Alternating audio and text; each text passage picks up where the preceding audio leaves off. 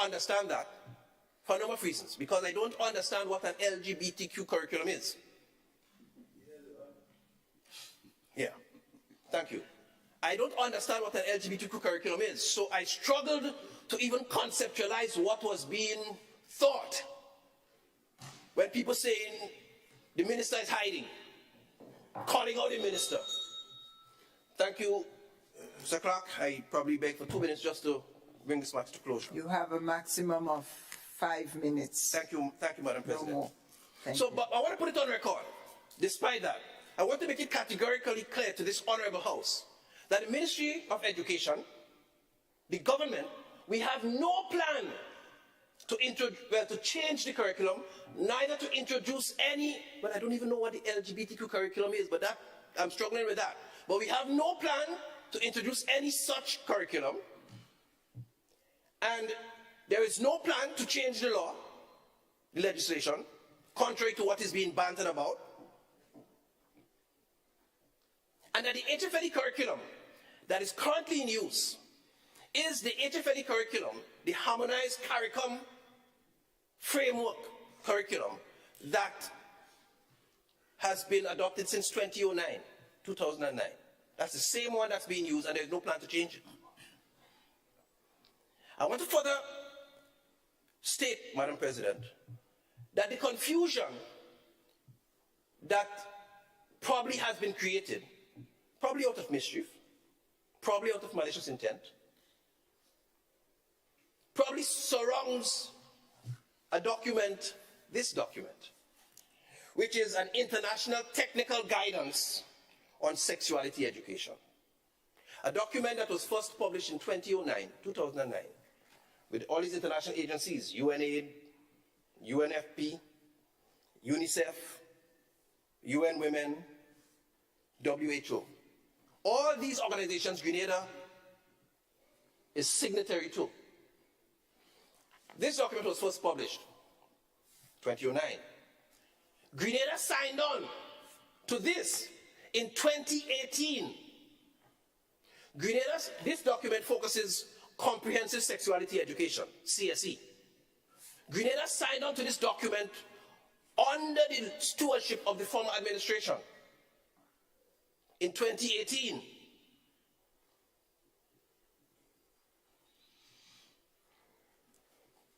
Teachers and guidance counselors were trained in 2019. This is not a curriculum. It's a guidance. It's an international guidance. And if you browse the document, you'd recognize that it has to be tailored and adapted to suit the culture and the values of the various international communities that you might choose to use it or apply it to. There's no exception for Grenada. If anything has to be used from this, because it's a guidance, it's a reference, it's not a curriculum, then it has to be adapted. It has to be within the values, within the cultural norms of the society to which it's applied. What's the fear? What's the worry? But it's not, and this was signed on to in 2018 under the former administration. I was Chief Education Officer in 2019 when teachers and guidance counselors were trained, and pastors came to me very concerned that time.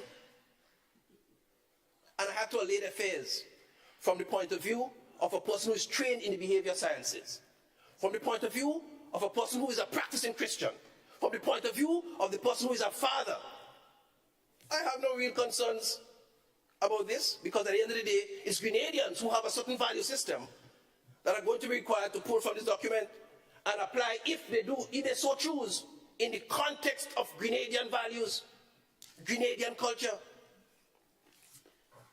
I printed a couple copies, Madam President, that I probably just wanted to circulate to members of the House. But 1 minute more. 1 minute more. Thank you, Madam President. So I probably will pass on circulating this so that the members of the House could benefit just from what the concept of comprehensive sexuality education is.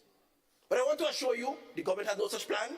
So please, let's dispel that once and for all. The minister is not in hiding, but I struggle to understand what did they want us to respond to? What do we think when we think of sexuality being taught in schools? Nonetheless, I want to assure every parent at home, I want to assure every school teacher, every guardian, any concerned Grenadian citizen that under this government's watch we are committed to the values of Grenadian people. There is no plan to change curriculum, to introduce sexuality education, to introduce a new LGBTQ curriculum or anything of that sort. And we remain committed to the values of the Grenadian people. But I want to say, we have an aversion for sexuality, Madam President, that we need to look at, because that's where this scare is coming.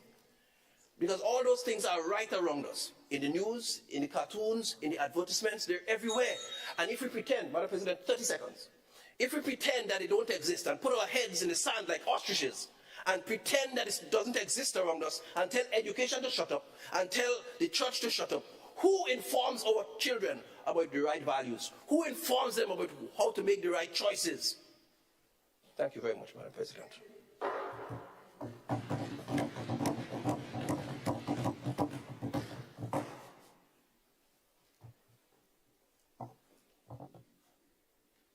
No other ministerial statements?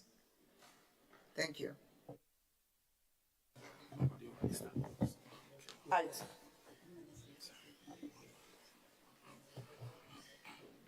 I see a request for the floor from Minister of Health, Honorable Jonathan Lacrette. You have the floor, sir.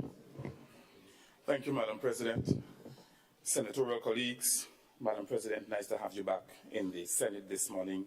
We trust that all will continue to be well with you and your health. From a public health You're perspective... saying something kind to me. I didn't hear it. Repeat it, please. So I was saying nice to have you back in the Senate this morning. We trust that all will continue to be well with you and your health. From a public health perspective, the handling of food in an improper way can be a public health scare to any nation. But the proper handling of food can allow people to feel a bit more safe, especially when you're buying on the streets. And in June of this year, the Environmental Health Department ensured that we held a workshop with food handlers, over 30 of them, across the entire island, to ensure that for the carnival season, food is properly handled so that upon consumption, we're not going to have any kind of public health scare that we will not be able to maintain or contain. Added to that, the training is not just going to be around carnival season, but we wanted to ensure that the food handlers are certified and that they will train so that individuals who are purchasing food from these food handlers will see their certification and know that they have been trained to handle food in a particular way. We also know that establishing good hygiene, and that's oral health, along with excellent eating habits, speaks to the overall physical health of a human being. So on island, and I also as Minister for Health, along with the entire sector, would like to, and government as well, would like to express our appreciation to Smiles GCP, Grenada Carriacou and Petit Martinique, for the dental work that they are doing with their team here this morning, and the collaboration that... Thank you. And the collaboration that we've had over the past few years. I had an opportunity to visit the stadium where they are operating, and I was extremely pleased to see more than 500 Grenadians using the services being offered by the dental team. Of course, it needs to be better coordinated the next time that they are here, as it relates to a number system for the people, etc., and not having them stand so long in lines to receive the dental redress that they need for their oral health. But we are definitely pleased, and we thank them for the collaboration, and we're trying to see how we can have them here more often than once per year, or twice per year, Carriacou and then mainland. We, at the Ministry of Health, Wellness and Religious Affairs, we have appointed a health disaster management coordinator, and sometime in August, early August, just before the carnival season started, we held a disaster management coordination workshop with all ministers of religion, simply because most of, if not all, well, most of their churches are used as hurricane shelters during the hurricane season. And as a result of that, we wanted to start the dialogue with them, not from an ecclesiastical perspective as yet, but from a health disaster management perspective, because we know that we're fastly into the into the hurricane season. The workshop was well received, Madam President, by these ministers of religion, and they are calling for more engagement like these so that we can work together and collaborate as a ministry or government and church. On September 8th as well, we are going to be having an ecclesiastical engagement with ministers of religion or their designate. They were already briefed of such.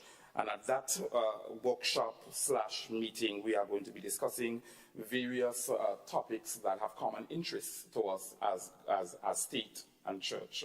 Yes, and I'm going to leave that right there, that combination of state and church. There's some things that we must collaborate on for the good of community development and community empowerment.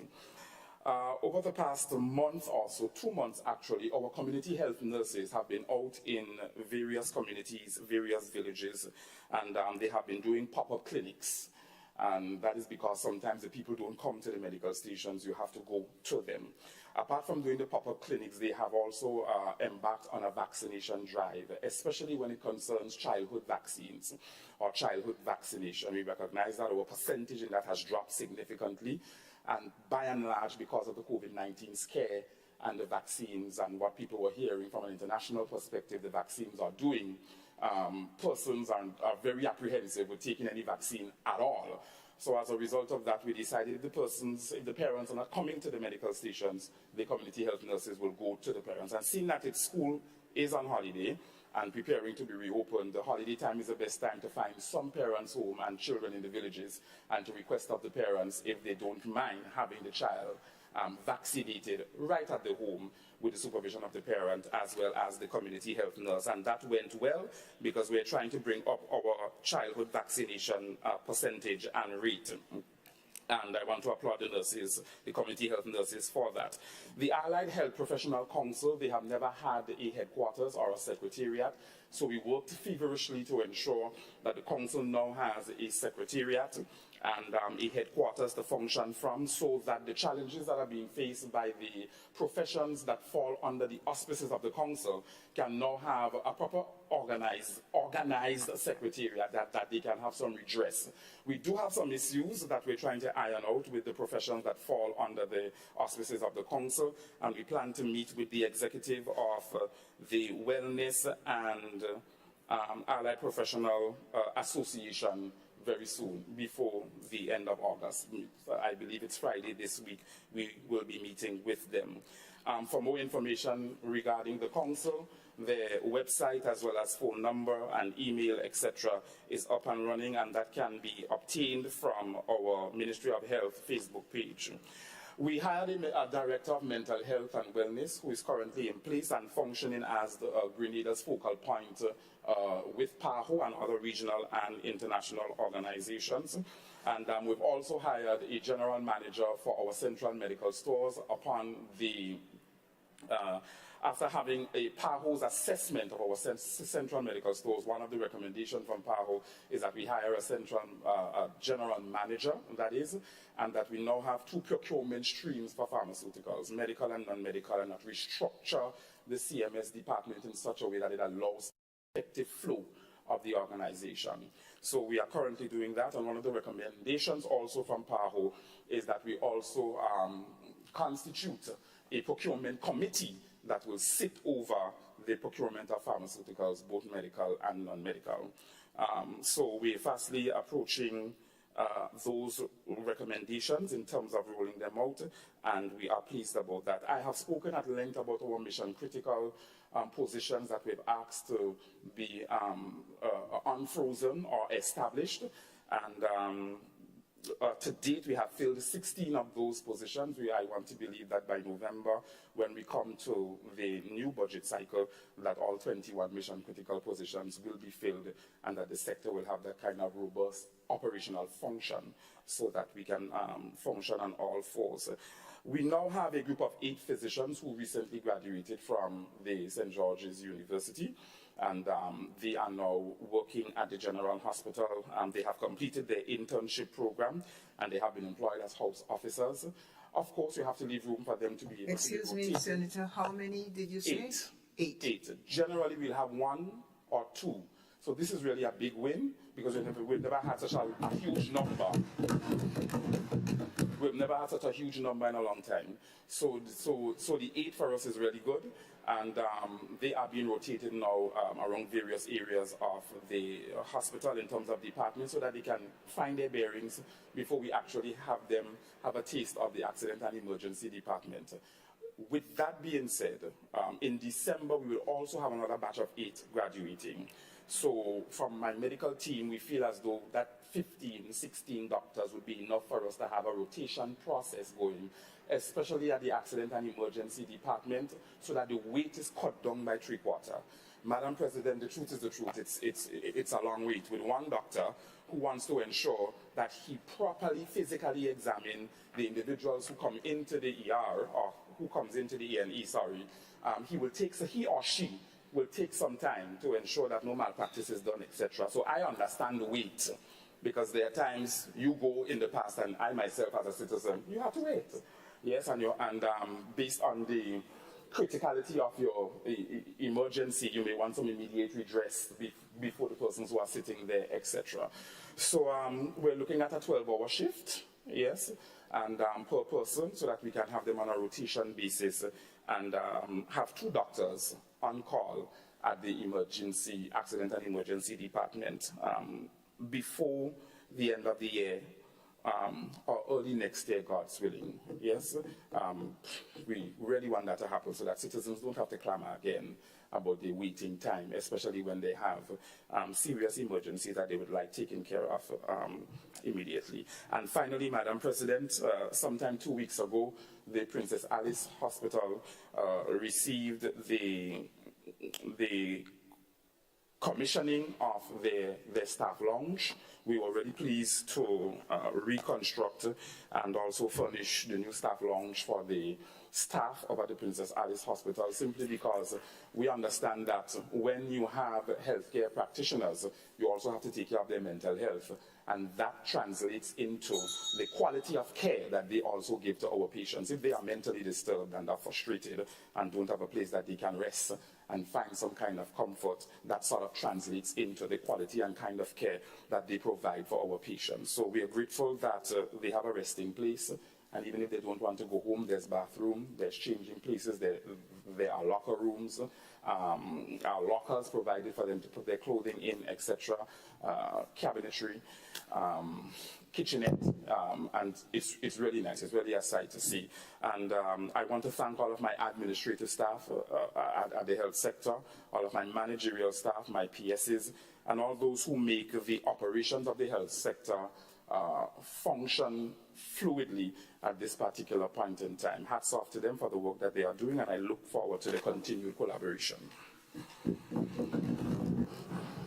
And I thank the Minister of Health, and I want to pass the floor now to Senator Cox. You have the floor, sir. Thank you very much, Madam President. Just a question for the Minister for Health regarding the dental clinic for the kids. I'm aware that the technology that is the new technique in terms of sealing the teeth is something new that is being done. I was just wondering if there was any mechanism or structure in place so that the transfer of knowledge, our local dental technicians could get that technique, learn that technique, so we can apply it going forward to treat our kids on a daily basis or weekly basis. So I just wondered if anything was in place for that transfer of knowledge during this visit. And also to say thank you to the team for the support that they have been giving to Grenada and Carriacou and Plimadic over the past years and this year as well. Thank you, Senator Cox. Senator Lacrette?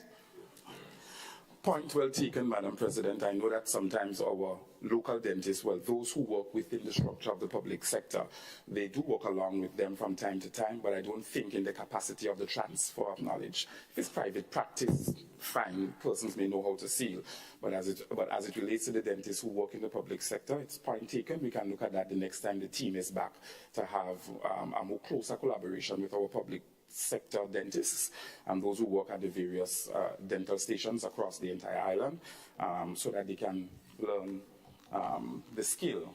Not that they don't have it, they do, but the different techniques that are used on the international market can be transferred to our local context.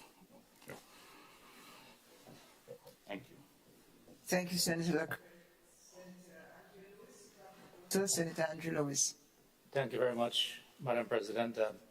May I personally join in welcoming you back and wishing you all the very best. Yes? Just an observation and a comment and a request in one. It is great to hear of the fact that we have 8 new doctors, and come December, thereabouts, we'll have another 8 or 7. We have had challenges in the past, and we continue to have challenges. But let us use this as a golden opportunity to do everything possible to ensure that we are able to have good retention of our doctors. Because not only it is a concern at the A&E department, but in the general health system itself, as it relates to what we call the house doctors. Because many times outside of the normal working hours, you have the interns and nurses who would need to get access to the qualified doctors' opinions and services, and many times it is difficult. So through you, Madam President, I'm making a request to the Minister of Health that we do everything humanly possible to ensure that we are able to retain our doctors and our nurses, that are focusing on the doctors now, and to congratulate them for seeing this through to this stage of the journey, and to keep them in Grenada. So that's my request to you, Madam President. Thank you. Minister Lacrette, you heard the request. Respond to that as well, please. Yes, thank you, Madam President, and thank you, Senator Lewis. In fact, in a meeting with my medical director a few days ago, there was a request, especially for the new budget cycle coming up, to go back to what you call having doctors on call. Of course, it's going to have some financial implications for the sector and our budget as a sector, but it's something that we can look at as a way to adding a bit of a benefit to the salary as on slim fast as it is currently, to add in some benefits to the current salary that our doctors are receiving. So it's up to looking at, and I think that we may move towards that stream. It may not be the full thing, but at least give them some benefits so that they can see an addition and some level and some degree of value as well to the work that they do. So the possibility exists that we will go back to having a couple of our doctors, especially with the new cadre that's coming on stream and some of our existing doctors being on call. Yeah, so the possibility exists. So.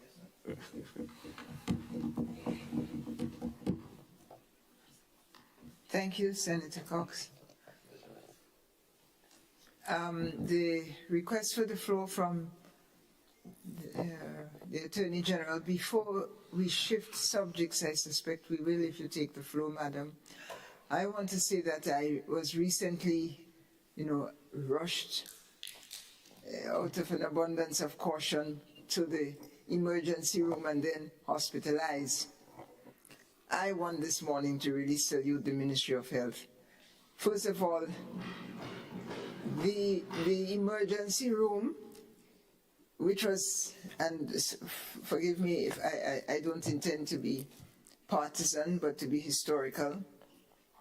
The emergency room would have been rebuilt under the previous administration. I suspect the timing, right, Senator Cox?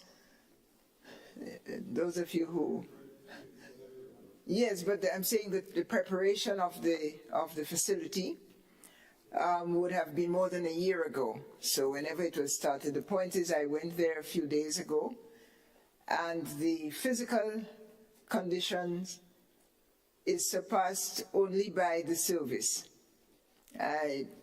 I'm doing this impromptu, forgive me if I'm breaking any rules, but I want to name the attending physician who received me there, a young Grenadian man from St. Patrick's anyway, young physician, committed, forget his first name, a fellow by the name of Dr. Gilbert, attentive, excellent. I was then taken upstairs, again, as I said, out of an abundance of caution, and was attended by the best teams and teams, the nursing team, the administrative team, and the medical team. And you mentioned 8 new physicians. At least 3 of them saw me. Young, I'm sorry, a little bit biased again, young women, but young people. One in particular from Pity Matnik. They're good. They're thorough. They're caring. They have good bedside manner. And when I experienced that, I want to give kudos to all those who have contributed over the years to the development of medical care in Grenada. We have a long way to go. But it is coming on. It's coming on. It is coming on, and I'm one of those. And all of that, and I'll end here. I know the clerk is anxious for us to get on. I must say, all of that care, absolutely free for the population. So much so that I've committed to sending in my own financial contribution, because it is not possible to have all your examinations, your medications, your meals, and so on at the cost of the state, and still people are so critical. So I want to say to the nation that our healthcare is on the rise. It's on the rise with the personnel and with the plethora of training and vaccinations and staffing, and so mentioned this morning. I think we're marching forward. And thank you all. Thank you very much. Senator Claudette Joseph. Thank you, Madam President. Good morning, colleagues, and good morning to all of the listeners and viewers of these proceedings.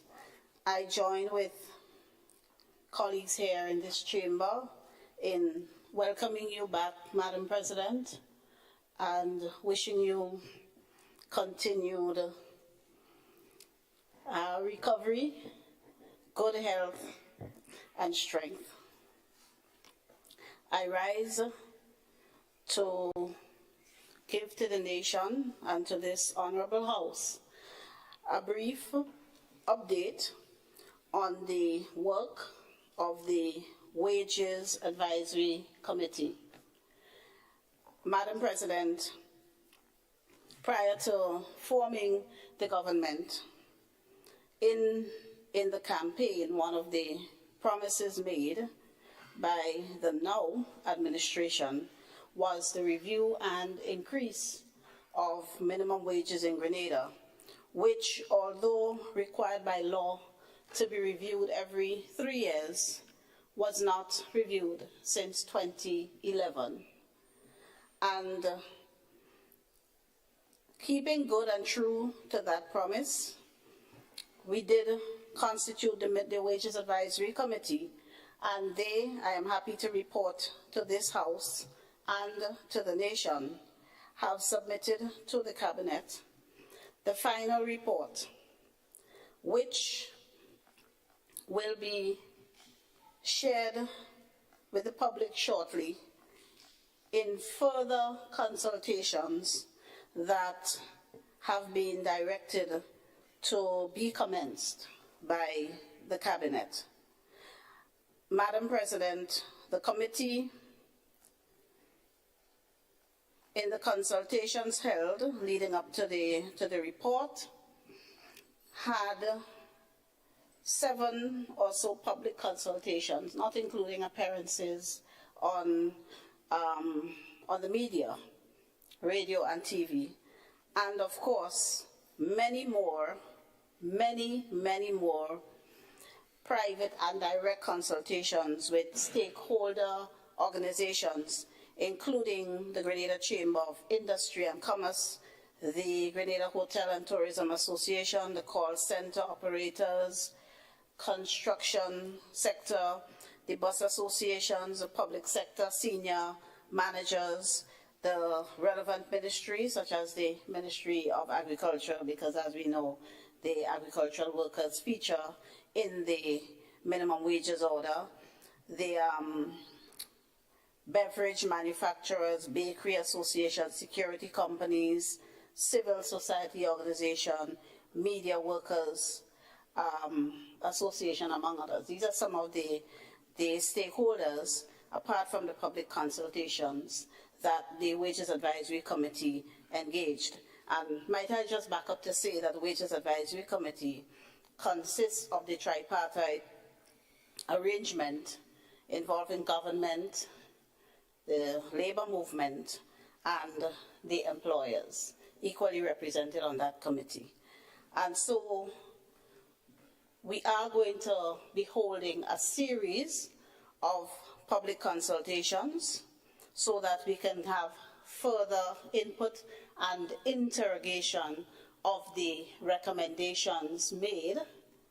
And after that, those consultations and feedback from the public, further review if necessary.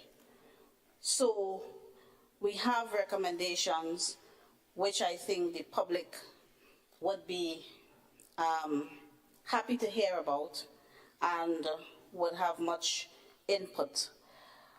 Might I say that we have, for the first time, the proposal is to include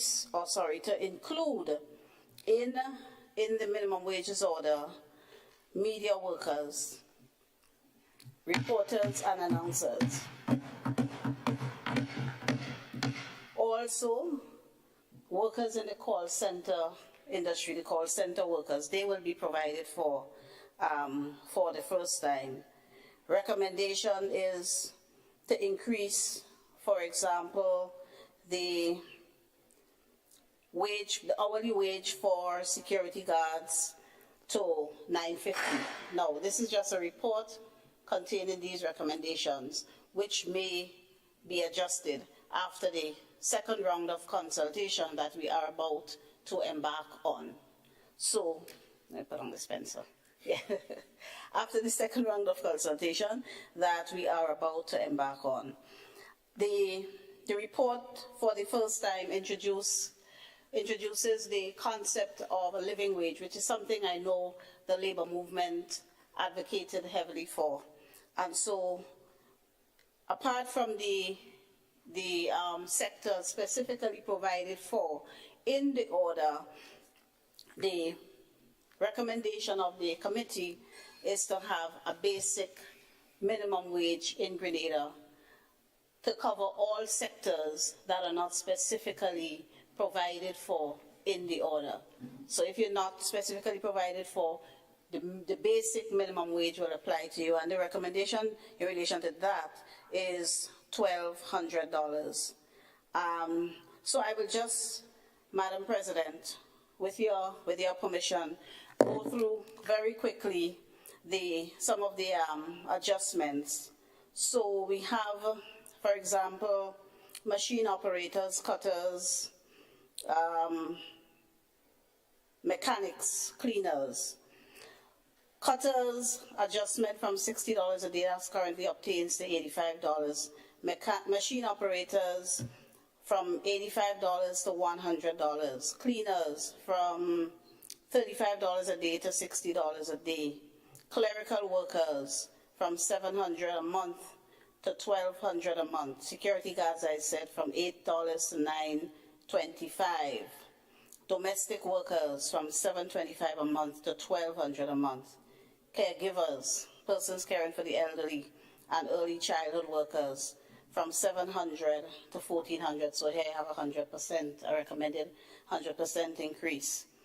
And persons in bakeries from $240 a week to $375 a week. Wrappers and packers from $170 to $275. And agricultural workers, $6.50 an hour to $12 an hour. And then construction workers, all of them having quite reasonable increases. We have two categories under construction workers that were not previously included in the minimum wages order. That would be the laborer and the helper. Recommendation there, $65 and $60 per day, respectively. Bus drivers and conductors for drivers from 60 a day to 80 a day. Bus conductors from 35 a day to 60 a day. Helpers, utility workers, across the board, $1,400. And so another key and new feature that we will see in this new minimum wages order, once approved by the nation in the consultations that will come, is the equalization across parishes of the minimum wages. So as currently obtained, they have discrimination based on gender when you come to the agricultural sector, and also based on location for the hospitality industry and for most of the matters covered under the order. The proposal is to have a standard wage across the state with no distinction in persons working in St. George's who now will earn more than those working in, say, St. Patrick in the hospitality industry. So this is a new concept where we have the equality in terms of wages across gender and local.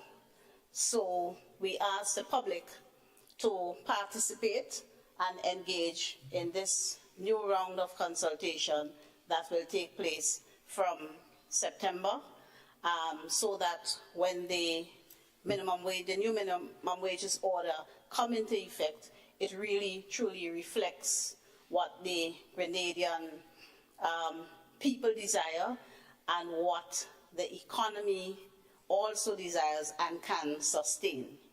Right? So thank you very much, and I would like to place on record the government's gratitude to the chairman of the Wages Advisory Committee, Dr. Curlin Gilchrist, and his team. Let me just quickly say to the nation I don't have their names here offhand. Yes, I do. So we had Dr. Curlin Gilchrist, the chairman, Mr. Justin Campbell, Ms. Phoebe Brown, being government representative, Mr. Brian Grimes, Mr. Trevor Xavier, and Mr. George Mason, representing the Grenada Trade Unions Council, Ms. Anne-Marie Montrose, Ms. Cicely Gabriel, and Ms. Janine Vivek Johnson, represented the employers, and of course Ms. Brenda Bain as the secretary. Ms. Brenda Bain is the planning officer within the Ministry of Labour, and she acted as the secretary to the committee. So I would like to thank all of them for their hard, diligent, and thorough work, and we look forward to further engaging the public as we keep this promise that we made. Thank you, Minister. Thank you, Minister of Labour. Quite important. It might be advisable, I don't know if you have gazetted this or where is it in the public domain, but I think it would be of interest to have this series of very revolutionary proposals. The concept itself of the living wage, I'm glad it has finally migrated here into Grenada, and the levels proposed. If we could have, as a country, as a nation, have that before us for continuing consultations as you go into your formal structured consultation. Thank you for the report. Thank you for the update. Any other, the representative for farmers and fishers, Honorable Roderick St. Clair, you've got the floor, sir. You have 10, I believe, if not. I don't need 10 minutes. Thank you. Thank you. Thank you, and I want to say good morning to everyone, my colleagues in the chamber, and of course, welcome yourself back. I recall seeing you after the last Senate. We came to visit you, and you was in good spirit, and I'm happy that you are back with us. And also, we need to thank Senator Cox for ably standing in or sitting in, if you want to say, in your absence. I rise to pertaining to the comments presentation by our dear member, Attorney General, and the Wage Advisory Committee and the work. I must say that I'm very happy to see the speed at which this is taking place, because it has impact on a lot of things: business planning, personal planning, and so on.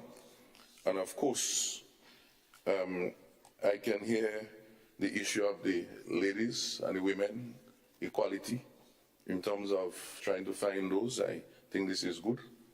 The issue, now what the final figure is, that's a different discussion, but the direction of equality, the issue with the workers with location and so on, that's a big issue.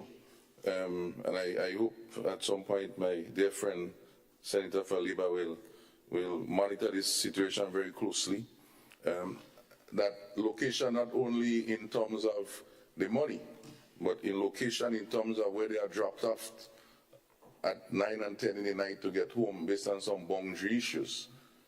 I think that is a key issue that might even be more valuable than even the money talk that we speak in, because we could get more money and we're still dropping them off in Garrett to find their way home.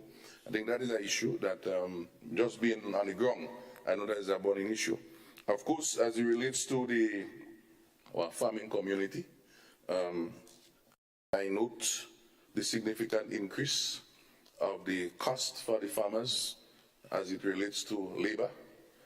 And I'm hearing that sometime in September, October, thereabout, we should almost come to a close. I welcome having to have a next round of discussions. At the same time, the issue of crop compensation need to move quickly, simultaneously, because that compensation is also our earnings of the farmers. And I don't want my dear friend in the Ministry of Agriculture, Senator Thomas, to lag too far behind, bearing in mind his public statements regarding that, which I welcome, which I will speak to later on, but I trust that they can come in sync so we can have better equality when this whole thing settles.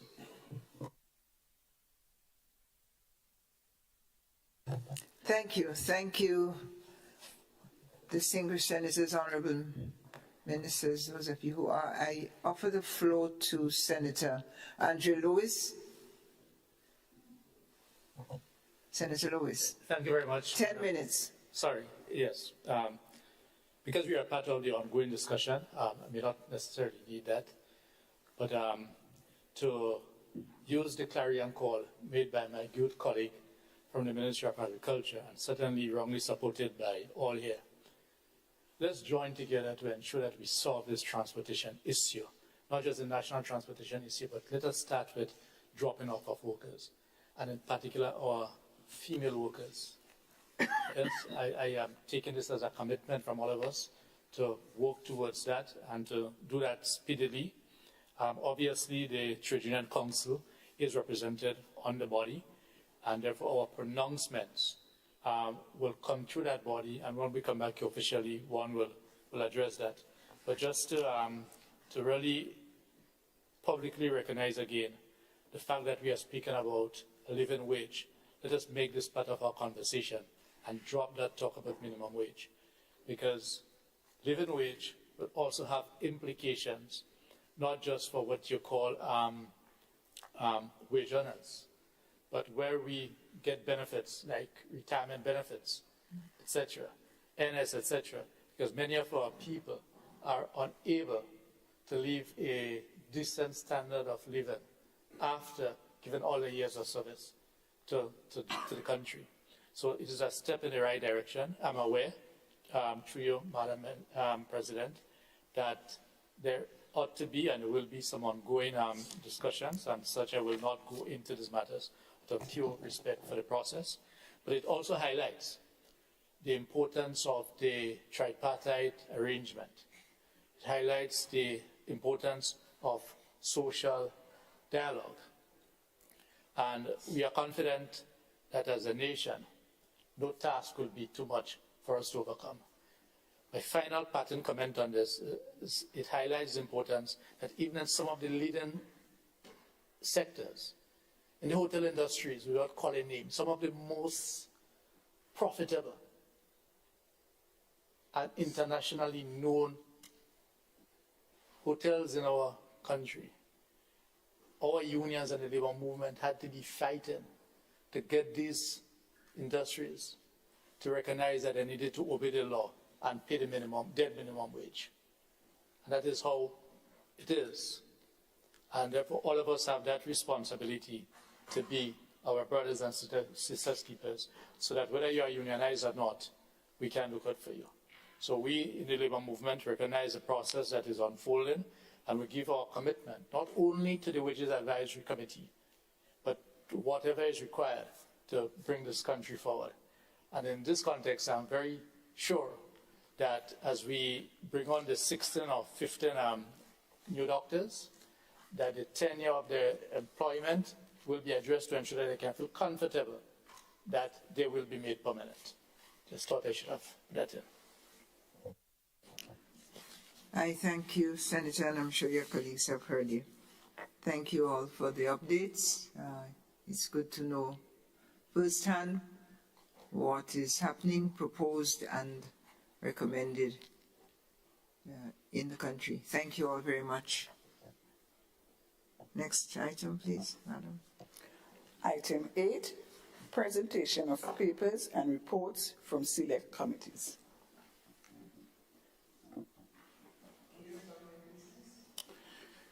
Thank you, Madam President. Madam President, I rise to present the following papers and reports from selected committees to this Honorable House. Number 1, supplementary estimates of expenditure for 2023 as approved by the Finance Committee at its meeting of 18th of August 2023. Presentation number 2, the media review report as approved by Cabinet pursuant to Section 25, subsection 3 of the Public Finance Management Act number 17 of 2015. And the final presentation, Madam President, the opinion of the Cabinet pursuant to Section 25, subsection 2 and 3 of the Public Finance Management Act number 17 of 2015.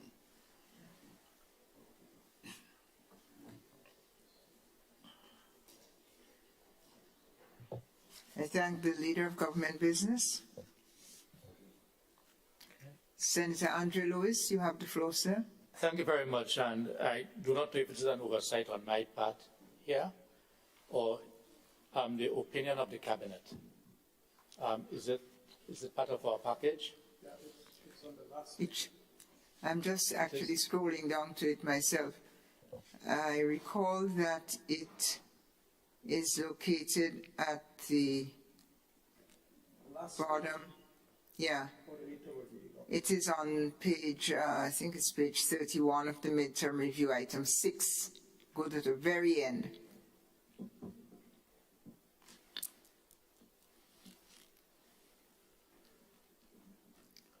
The page is not numbered, so go to the very end. Have you located it, Senator?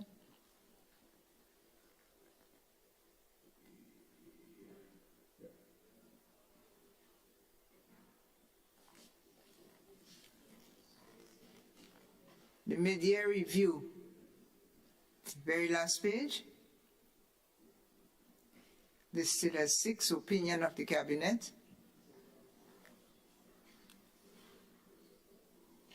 Good. Senator Franklin, is that a request for the floor? No, thank you. Any other comments on the presentation of papers and reports? We thank the Leader of Government Business for those reports. Thank you.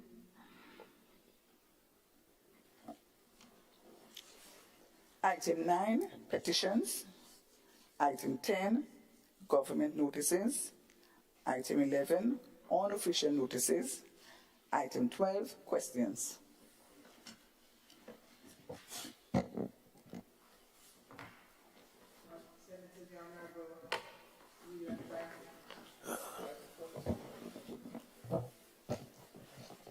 Senator the Honorable Neil Franklin, you have the floor, sir. Thank you very much, Madam President, and good morning to all of the honorable members of this House. Madam President, again, similarly to my colleagues, welcome back. It's nice to have you back. I rise to ask the following question number 1, standing in my name, to the Honorable Minister for Social Development and Gender Affairs.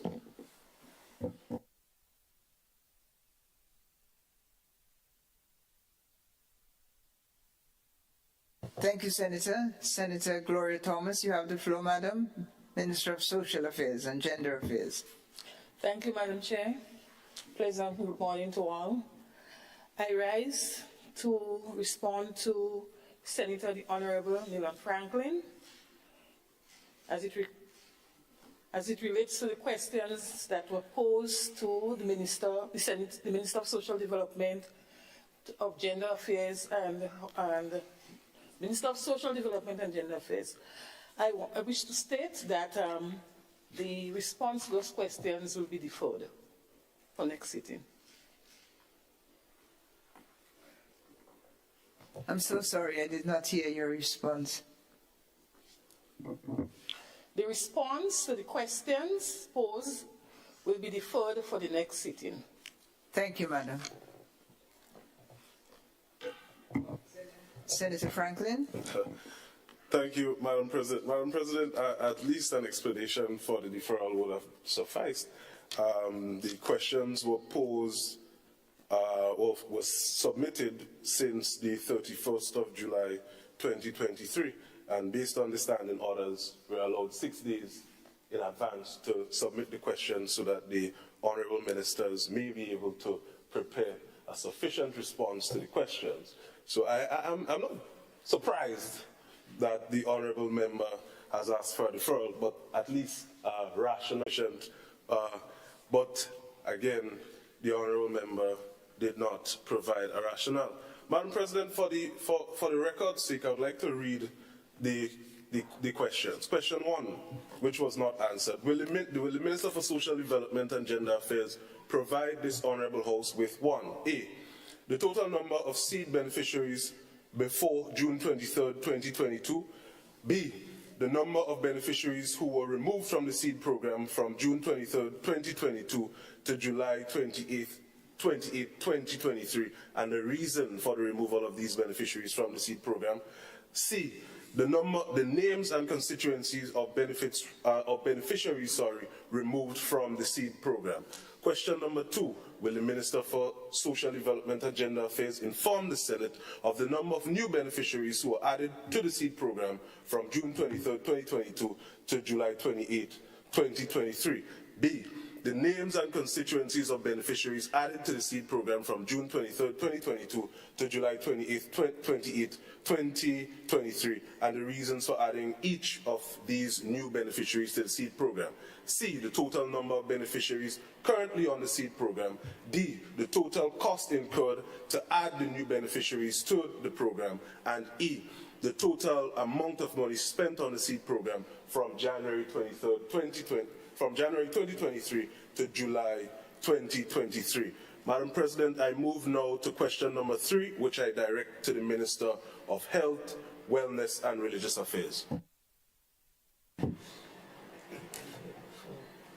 I thank the Minister, I thank Senator Franklin, and I offer the floor to Senator Lacrette. Prior to you, Senator Lacrette, if you can hold a minute, please. I have a request from Senator Sinclair. You have the floor.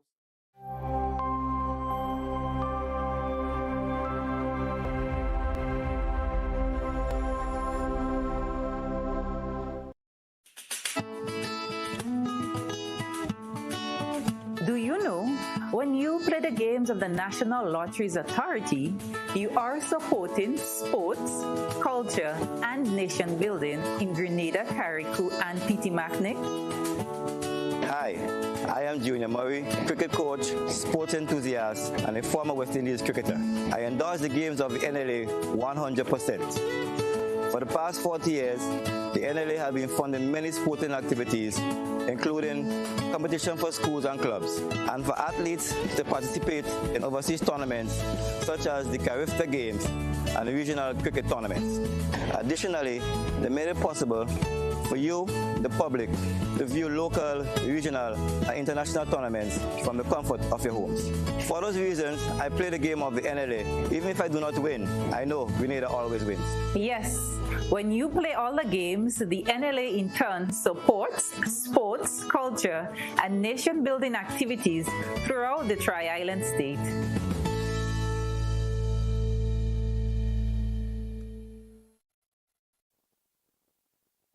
Good morning, viewers and listeners. This is the National Lotteries Authority's Daily Pick 3 Mid-Morning Draw. It is Tuesday, August 29th, 2023. I'm your draw hostess, Leslie Ann Johnson. Supervising the draw this morning is Ms. Makiba Bain, who's representing PKF Accountants and Business Advisors. Just to give you a quick reminder, there are 4 different bet types in this game from which you can choose. They're called in line, mix, pair, and backup. It pays to play Daily Pick 3. Let's see if you are a lucky winner this morning. Good luck to you. All right, here we go. Check your tickets. Our first number 4, the second number 2, the final number 3. All right, so let's recap for your benefit. Our first number is 4, followed by 2, and the final number is 3. So congratulations, of course, if you are a lucky winner this morning. Congratulations as well to our 37 Daily Pick 3 winners from last evening's draw. The total payout was $5,710. The Play With Draw is up next. We'll see you soon. Hello once again, this is the National Lotteries Authority's Playway Mid-Morning Draw for today, Tuesday, August 29th, 2023. I'm your draw hostess, Leslie Ann Johnson. With me once again, Ms. Makiba Bain, representing PKF Accountants and Business Advisors. In this game, you can bet from $1 up to $10, or you can bet in increments on any number or dream symbol of your choice, and being with a chance to win 24 times the amount you bet. That is $24, of course, for every $1 spent. Value your dreams and win your way with Playway. Let's see if you are a lucky winner this morning. Good luck to you. All right, so have your tickets out.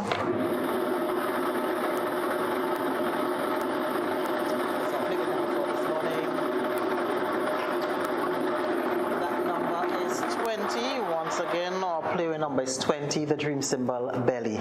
We go over now to a multi-X draw, where you have the opportunity to win twice times, 3 times, or 5 times the amount that you bet on your winning Playway number. Good luck to you.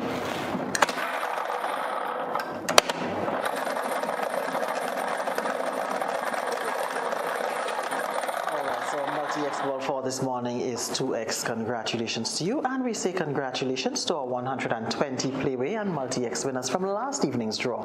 Total payout was $9,456. Stay with us, the Daily Cash 4 is up next. We'll see you soon. Alright, so we're back with you. This is the National Lotteries Authority's Daily Cash 4 Mid-Morning Draw for today, Tuesday, August 29th, 2023. I'm your draw hostess, Leslie Ann Johnson. Back with me once again, Ms. Makiba Bain, representing PKF Accountants and Business Advisors. So in this game, you can choose any number from 0 to 9 in any of the 11 bet types offered. Tickets cost as little as $1. Backup, however, costs $2. More plays, bigger prizes. Let's play Daily Cash 4. Good luck to you.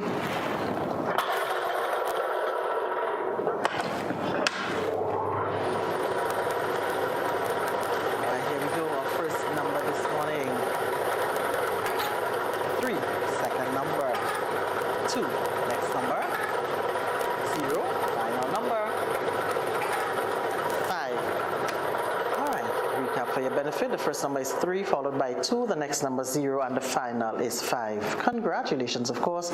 If you are a lucky winner, we say congratulations as well to our 10 Daily Cash 4 winners from last evening's draw. The total payout was $6,800. Continue supporting the National Lotteries Authority. Have a great day. Is giving you more chances to multiply your Playway winnings by adding Multi-X to your regular Playway bets to win up to 5 times more. Imagine winning as much as $1,200 instead of $240 with a $10 Playway bet by simply adding Multi-X. Place your Playway bets from $1 to $10 or in increments on your favorite Playway symbols or numbers. Then add the Multi-X option at the same value to win 2 times, 3 times, 5 times more, or free plays. With Multi-X, you must bet the same amount wagered on your regular Playway bets for your winnings to be multiplied. Grenadians, value your dreams and win your way as much as 5 times more with Multi-X added to Playway and watch your money grow. Must be 18 years or older to play. NLA, making your dreams come true.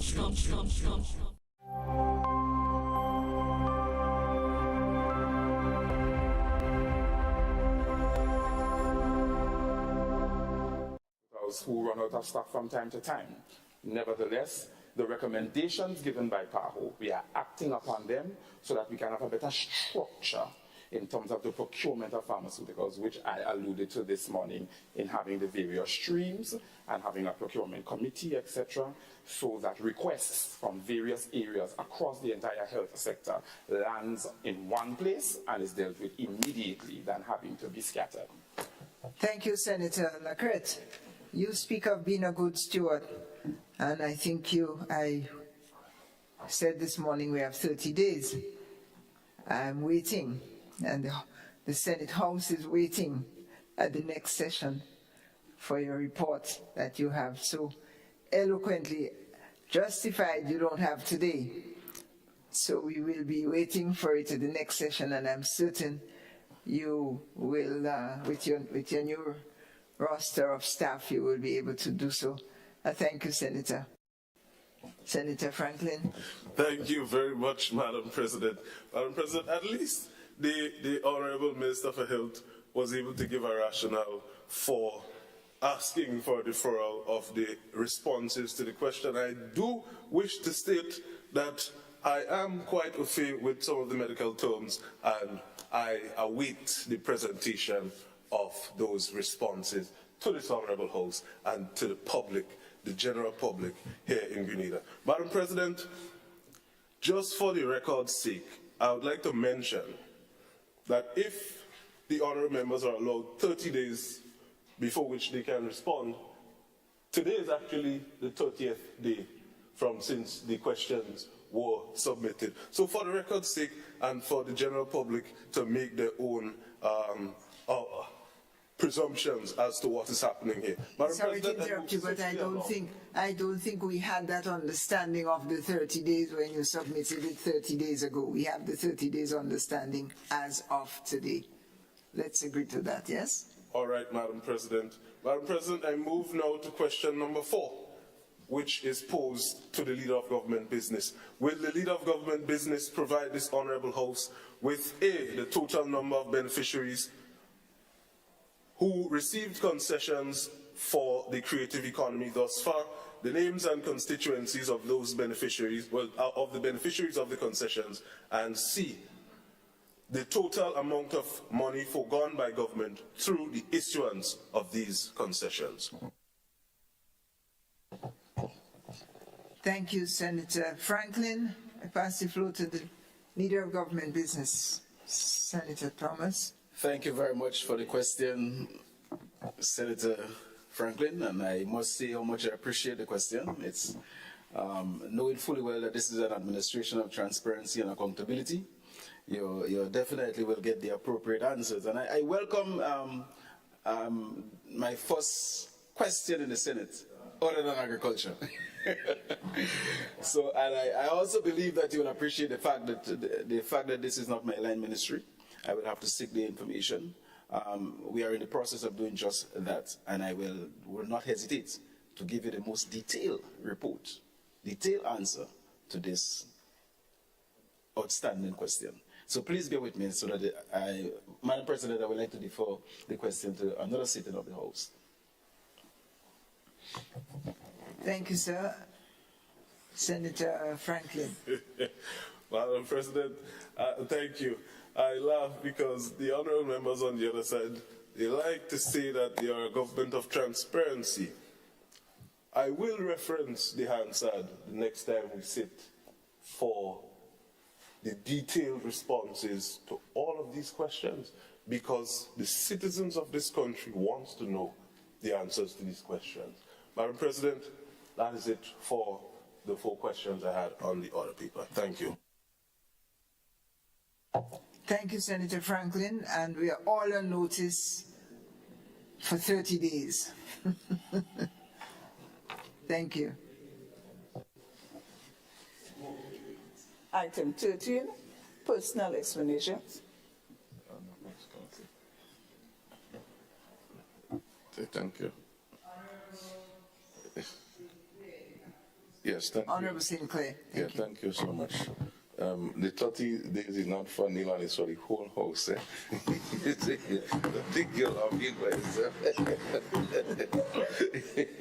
it's for all of us. Okay, so thank you so much. Madam President, I rise to make some brief remarks on the personal explanation, and mainly because of my presentation in the last session connecting to a letter that I wrote to the Commissioner of Police that I spoke of as a follow-up action on my behalf in terms of what really is happening with Prida Lassini, how is the police coping, and to get a first-hand encounter with them, and also they get a first-hand encounter. I was pleased to report that about 2 days or so after the last sitting, July 28, 2023, I met with the Commissioner of Police acting, Don McKenzie and his lieutenants, I would call it, about 7 of them. We had a very good discussion for about 2 hours or so. I understand where they fit, in that they need a lot of help in terms of resources. They understand also my plight. They have explained certain things that they have done and they are willing to do. We agreed to work with each other and also in connection with the Ministry of Agriculture. And so I have some work to do in terms of doing some level of connect with the different grouping, etc. The Police Farm Watch, which they are instrumental in to build and reorganize, so we can see how we can all work together and support each other. Because they do have some real challenges, which I wouldn't go into here now. And I've pledged in whatever way I will do it, because to help them is to help the many farmers and of course this country overall. So I wanted to at least let you know that the meeting took place, the report, and of course I have some follow-up work together with them that we will pursue from that angle. I wanted to speak to that. Thank you, Senator, and I'm sure the House is happy to hear of the progress through consultations with all the relevant parties. Thank you. Item 14, motions.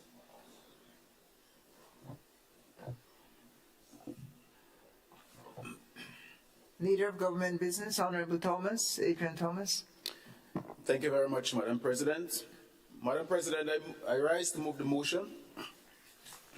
Whereas it was necessary to provide for the services of the State of Grenada for the year 2023 by means of the Supplementary Appropriation Act, be it resolved that Supplementary Appropriation Act 2023 for the period of 1st of January to 31st of December 2023 be approved.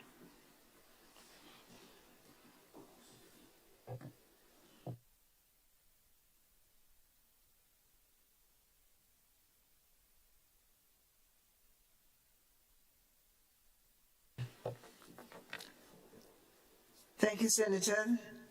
Honorable Senators, the question is that that whereas it was necessary to provide for the services of the State of Grenada for the year 2023 by means of a Supplementary Appropriations Act, be it resolved that the Supplementary Appropriations Act 2023 for the period 1st of January to 31st of December 2023 be approved. All those in favor? Pass the floor back to you, Senator Thomas. Thank you very much, Madam President.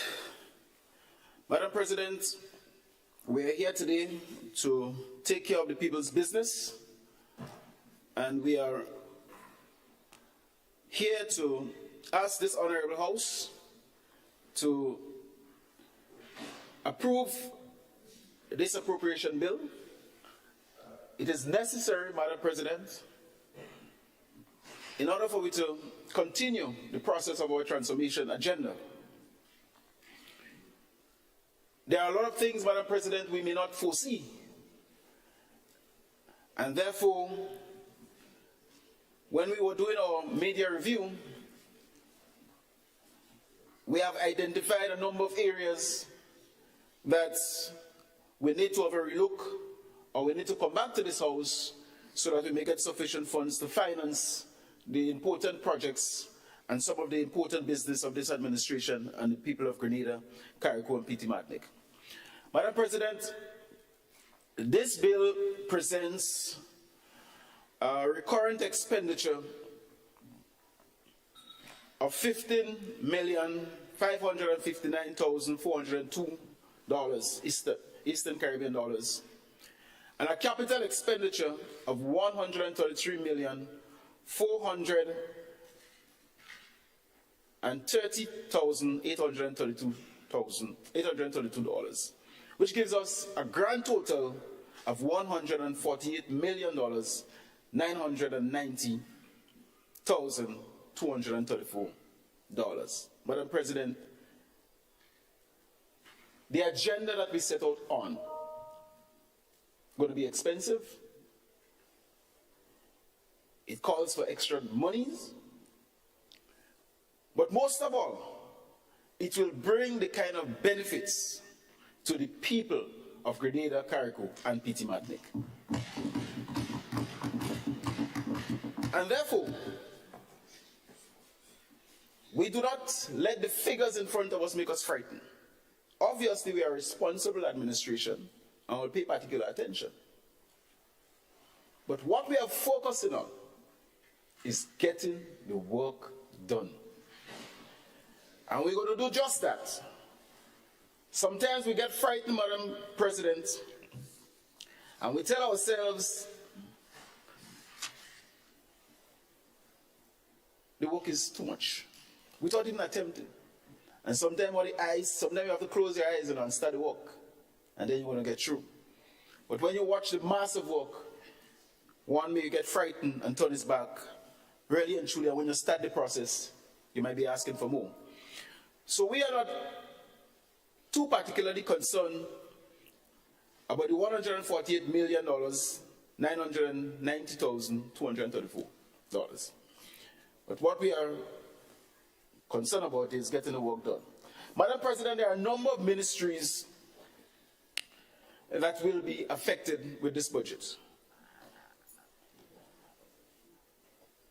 And the explanatory notes for the Supplementary Appropriation Bill 2023 gives a list of some of the ministries here, starting from the Prime Minister's Office, and we go to the Ministry of Foreign Affairs, the Financial Intelligence Unit, the Ministry of National Security, the Ministry of Finance, Ministry of Economic Development, Climate Resilience, Ministry of Infrastructure, the Ministry of Social Development, the Ministry of Education, the Ministry of Health. Those are the ministries, Madam President, that need to get our attention at this point in time, and hence the reason why we are here. Madam President, under the Ministry of,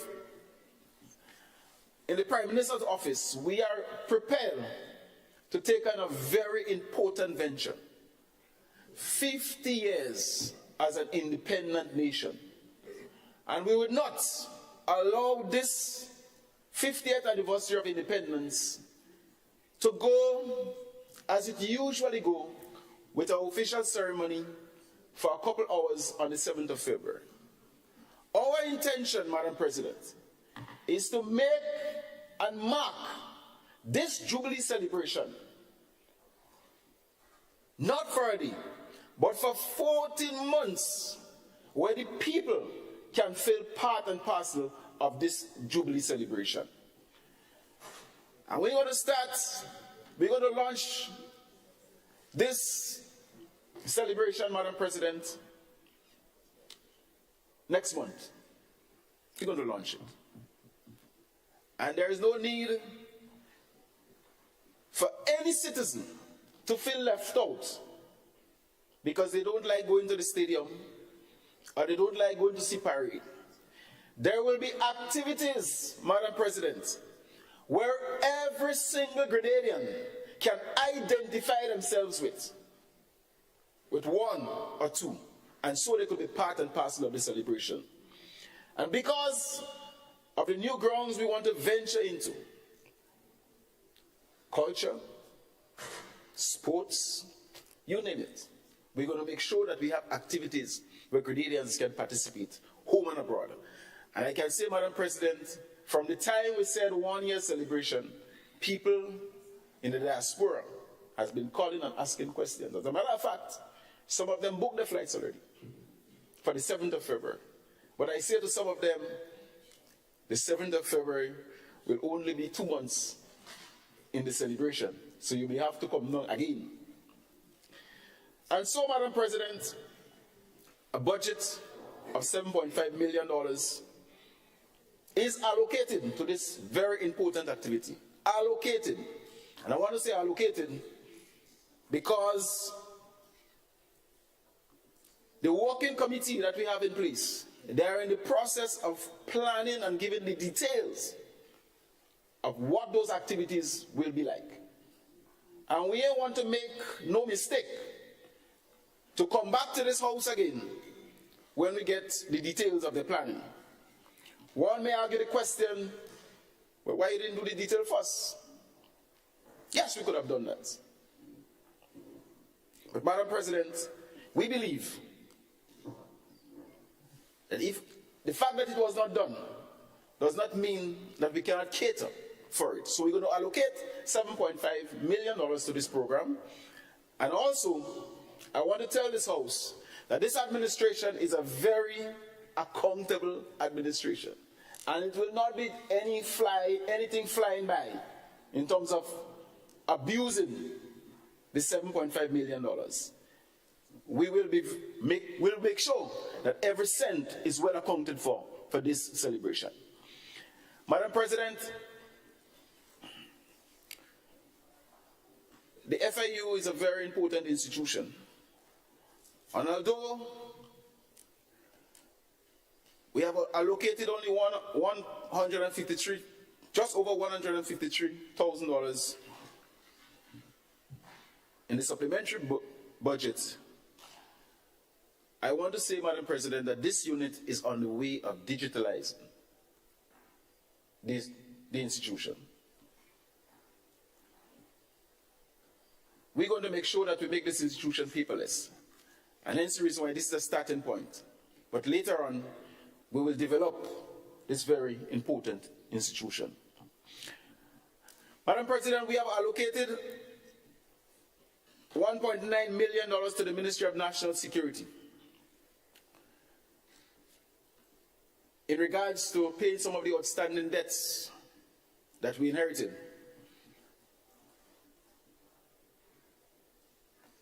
And the bills and the invoices, they keep on coming. And as they come, the fact that government is a continuum, we surely will take care of it. So therefore, we have budgeted $1.9 million in regards to that. As a responsible administration, Madam President, we have come to the conclusion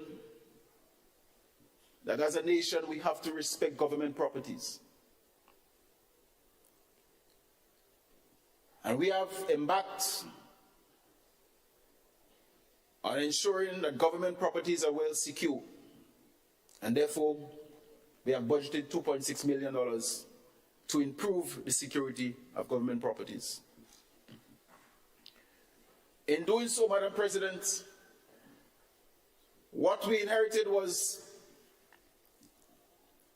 every ministry was responsible for the security. We have taken away that responsibility from the line ministry and entrusted it in the Ministry of National Security. And I must say, Madam President, when all the security companies and all the security affairs are under one roof, we get better management. And better management, Madam President, sometimes comes with a cost. And therefore, we want to improve and make sure that all government properties, not only buildings, but people, are well secure. We are also embarking, Madam President, on increasing the hourly rate of security guards. This is something in 2008 we took from $4 per hour to $8, over $8 per hour. And many of these security guards, they have to work long hours. I remember when I was in the Ministry of Labor, I questioned the legality of people working from 6 to 6 for 12 hours. And the explanation that was given to me, because of the transport system in Grenada, if they come in 6 o'clock and they work 8 hours, they will be left on the streets. This is something that has to be looked at, Madam President. But the fact that you work per hour, it is our hope that people will be properly compensated, not only in the government institutions, but in the private sector and other areas. They are, after all, they are human beings, and the International Labour Organization will tell you, they talk about workers, and not necessarily about doctors and security guard and farmers per se, specifically. But once you're a worker, we are expected to follow the lines. So we're going to move, Madam President, the present rates of $10.50 to $12 per hour. And this is for government security. And we expect other people to take the cue based on circumstances.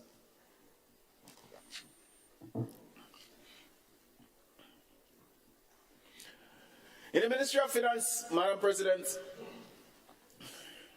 we have budgeted over $67 million to take care of a number of businesses that will bring better life to the people of Grenada.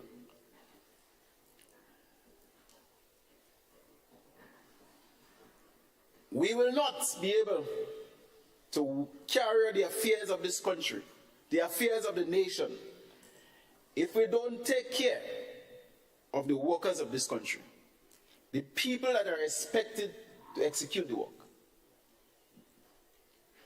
Many of the questions that were posed this morning from the other side, Madam Speaker, we made the point that as politicians, we may not have access to the information. But the technicians, the workers, those are the people that will feed us the information. And therefore, if the conditions is not right, if the situation is not conducive for work, you will not get productivity. And we are embarking heavily on that, Madam President. It hurts me daily. Sometimes in the ministries, in the ministerial complex, you pass by the offices and everybody fanning. And you're hearing a motor rowing, a fan is spinning. And the hot air is just keep on rising. And we are asking those workers to sit there. You go to the Ministry of Finance, same thing. You go to the Ministry of Education, all these massive buildings. Madam President, the point I'm making here, we cannot venture into these operations without budgeting for the maintenance of them. We have to maintain them. After all, it's not a storeroom. It's an environment where people come daily, and a worker in the public service will tell you that the greater part of their lives are spent on the job. 8 hours per day, and some go beyond 8 hours. I see Minister Lacret vehicle at 6 o'clock in the ministerial complex. And I know he's a holy worker. Minister Joseph, we are doing government work, comrade. We are doing the government work, and we are not afraid. So the atmosphere must be conducive. And therefore, we are budgeting a large portion of this money to take care of relocating our staff while we repair those buildings. The AC units must be addressed, and we have sourced the funds. We're going to start the process, and we're going to ensure that occupational safety and health issues are well addressed. Madam President, the cost of living subsidies in the under the Ministry of Finance, we have budgeted $6.2 million for that. And the subsidizing the gas, cooking gas is ongoing, the LPG gas, electricity, we are still subsidizing that. And there are other areas we are subsidizing. And there's a need, and as we get into as we do our research and do our analysis, we are coming up every day with other areas where people need assistance. The Honorable Minister for Education outlined to you what we are now doing with Tom Ceci and ULO, because we believe educating our people, making them employable, will be a very important asset for the development, in the development process of this country and for our own transformational agenda. Madam President, a very big chunk of this budget for the Ministry of Finance will be $60 million for the acquisition of assets and investments. Madam President, this is necessary.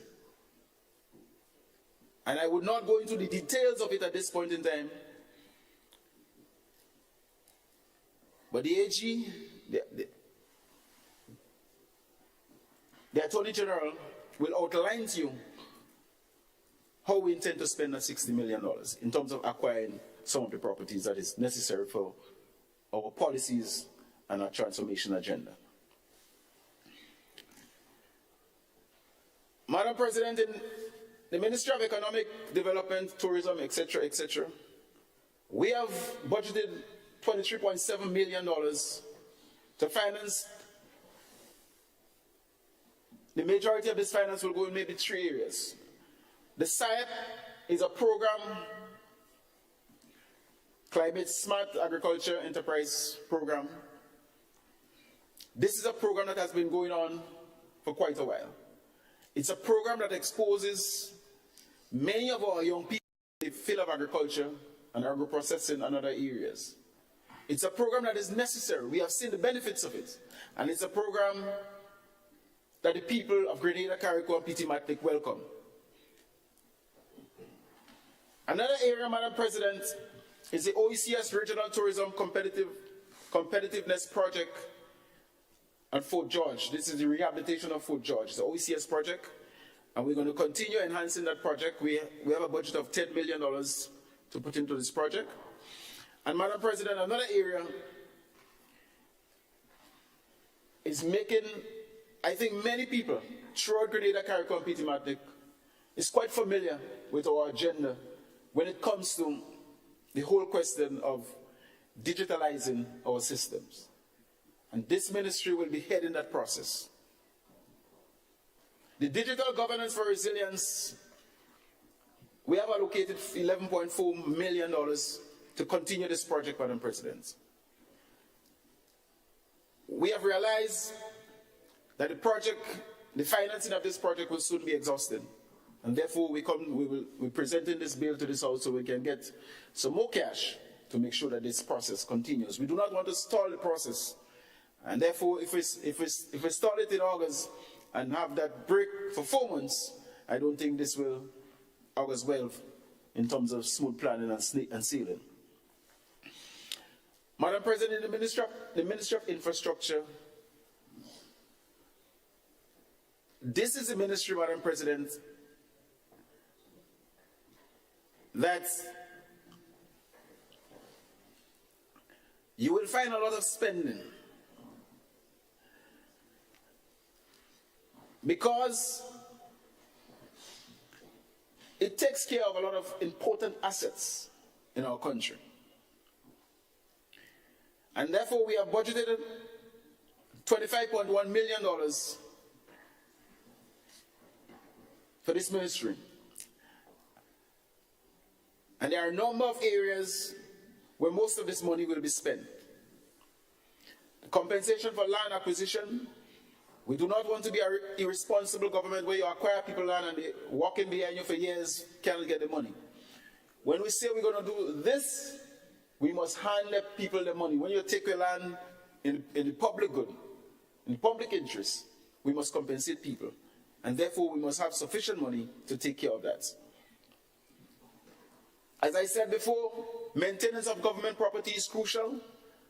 And therefore, for the next 4 months, we have budgeted a mega $4 million to maintain some of the very important buildings, government buildings and institutions. I sure that many people breathe a sigh of relief when they're driving into the ministerial complex from the time you hit the Ministry of Education and you see a building like that look like somewhere people can relax, have a good working mind, and do not feel that they are going into a building as if it's abandoned.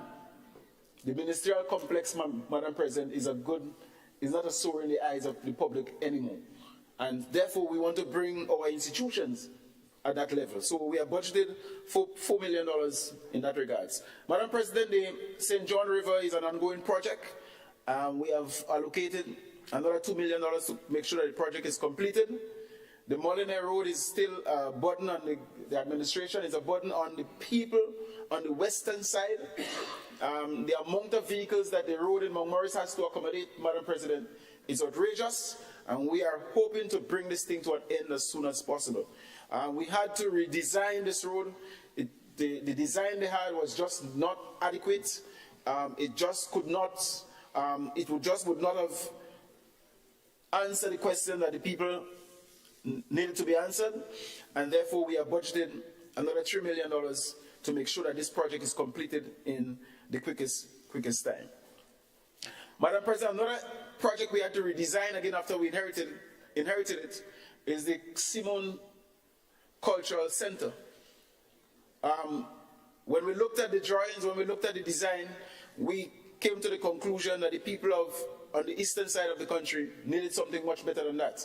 And therefore, we have budgeted $2.1 million to make sure that we have a real cultural center where we have theaters and we have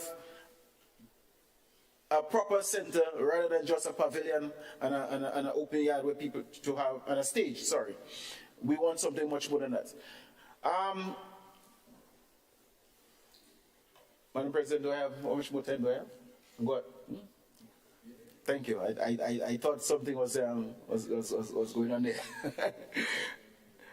We're monitoring you, but you're still in the black. Right. Madam President, we have some roads to take care of. There's a very important road that has to be, that should have been started already, but through little circumstances, it has not started as yet. But that road in Woburn on the cliff, it's a very, very important road, and we do not want to build it in the same way, same narrow road where the trailers have difficulties to pass, but we want to improve the quality of the road.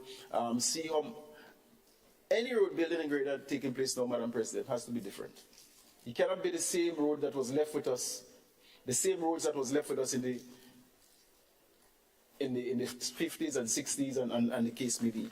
But we want to, wherever it is possible, to widen the roads, to give the pedestrian an opportunity to walk the road safely without always looking over the shoulder to see how many vehicles come in. We will make sure that this happens wherever it's possible.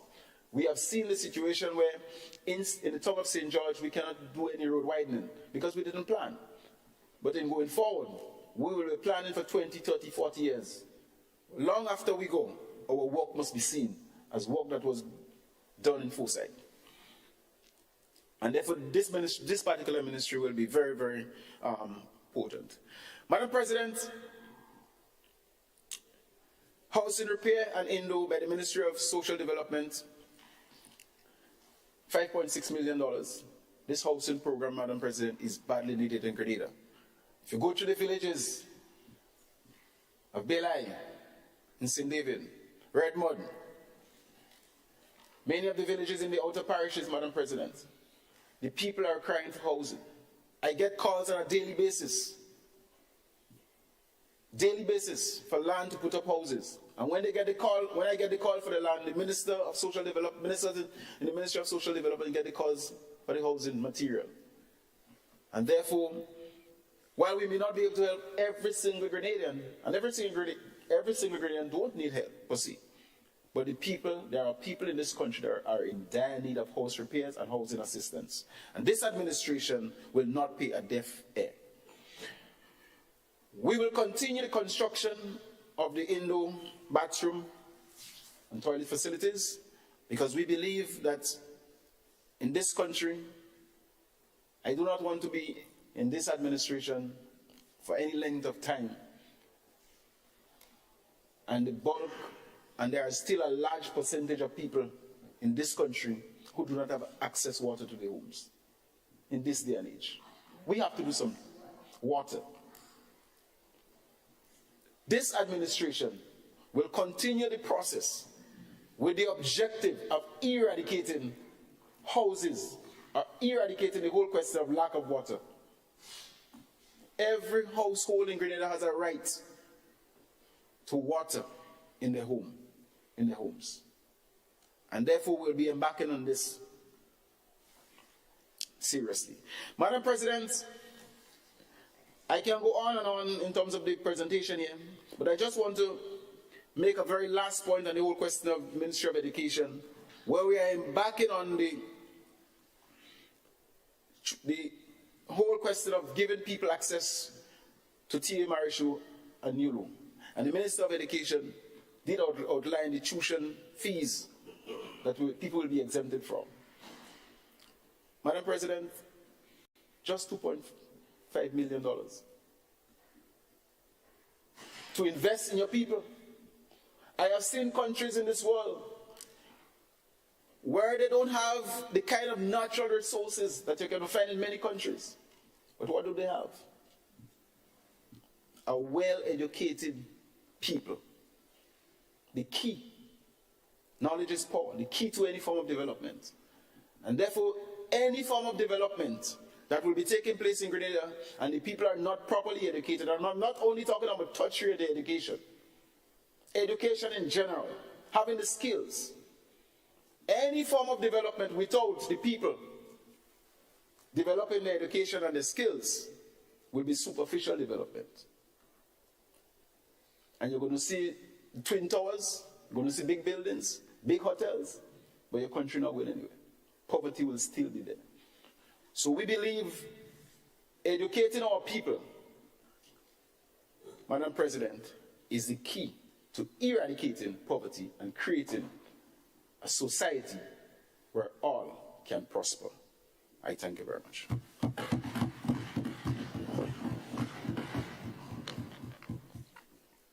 I thank the Minister of Agriculture, the Leader of Government Business in the Senate, Honorable Adrian Thomas. And I offer the floor to Senator Neelan Franklin. Thank you very much, Madam President. Madam President, I rise this morning to comment, ask questions, and to assess this supplementary appropriation brought before this Honorable House. Madam President, last year, in 2022, the new government brought an appropriation, a supplementary appropriation of just over $190 million. This year, we see another supplementary appropriation of over $148 million.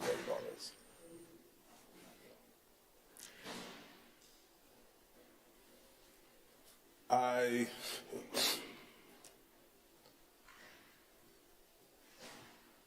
don't want to accuse the government of mismanagement or lack of foresight, but I'm inclined to.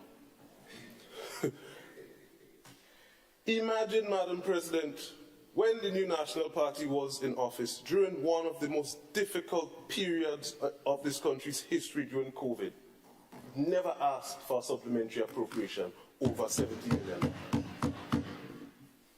It was much more difficult to manage then. This administration boasted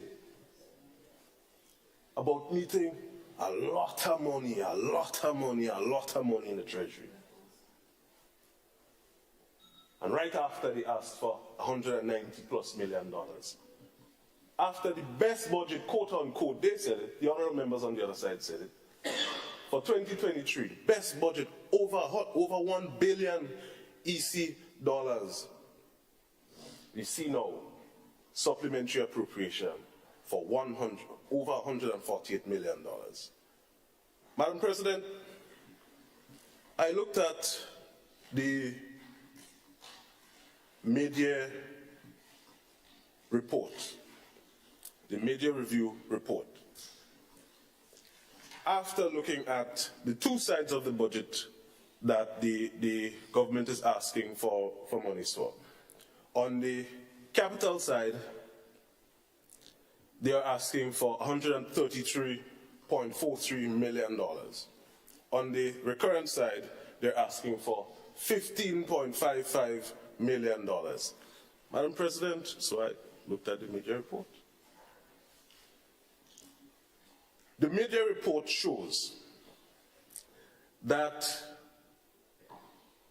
on the current expenditure, there are two line items where the government intends to spend less than what was actually budgeted for 2023. For goods and services and interest payments. For goods and services specifically, you have a 9.6% or $15 million savings.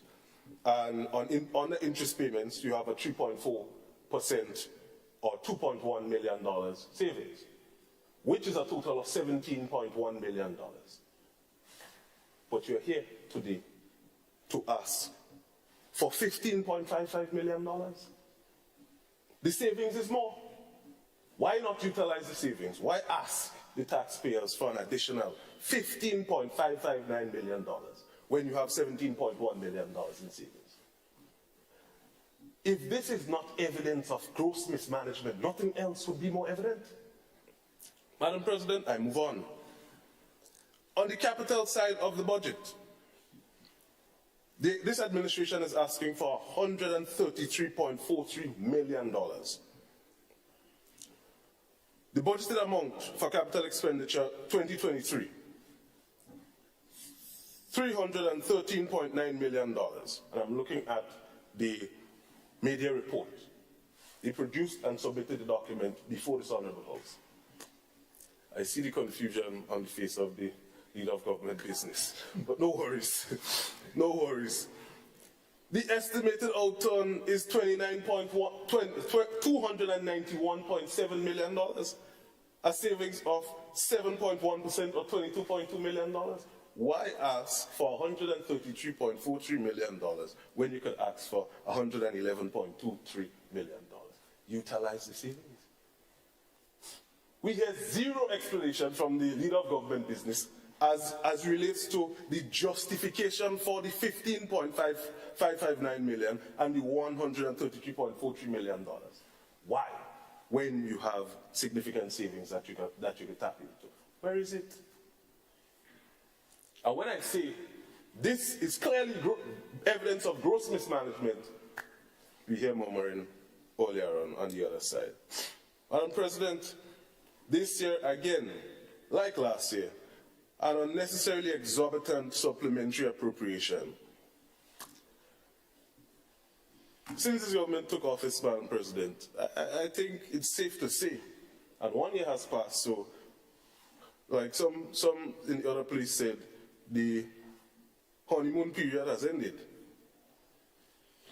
We see the government play mass with the state money. One particular member of the government said, jab in Parliament, Carnival is over, but they're still playing jab, playing mass with the people money. All over the place. Spending, zero justification for the spending. Madam President, the explanatory notes for a majority of the line items are very vague. And I will use one example now. For the independence celebration, $7.5 million is being asked for to celebrate the 50th anniversary of Grenada's independence. I don't think anyone has an issue with celebrating 50 years of independence. It's an important milestone. And I think all of us as Grenadians should be a part of these celebrations. But Madam President, out of the $7.5 million, only $2 million is clearly accounted for the commemorative $50 note. And I dare ask the question, where is the cost-benefit analysis to show that that $2 million is justifiably spent for that note? How does the government intend to recoup that $50 million?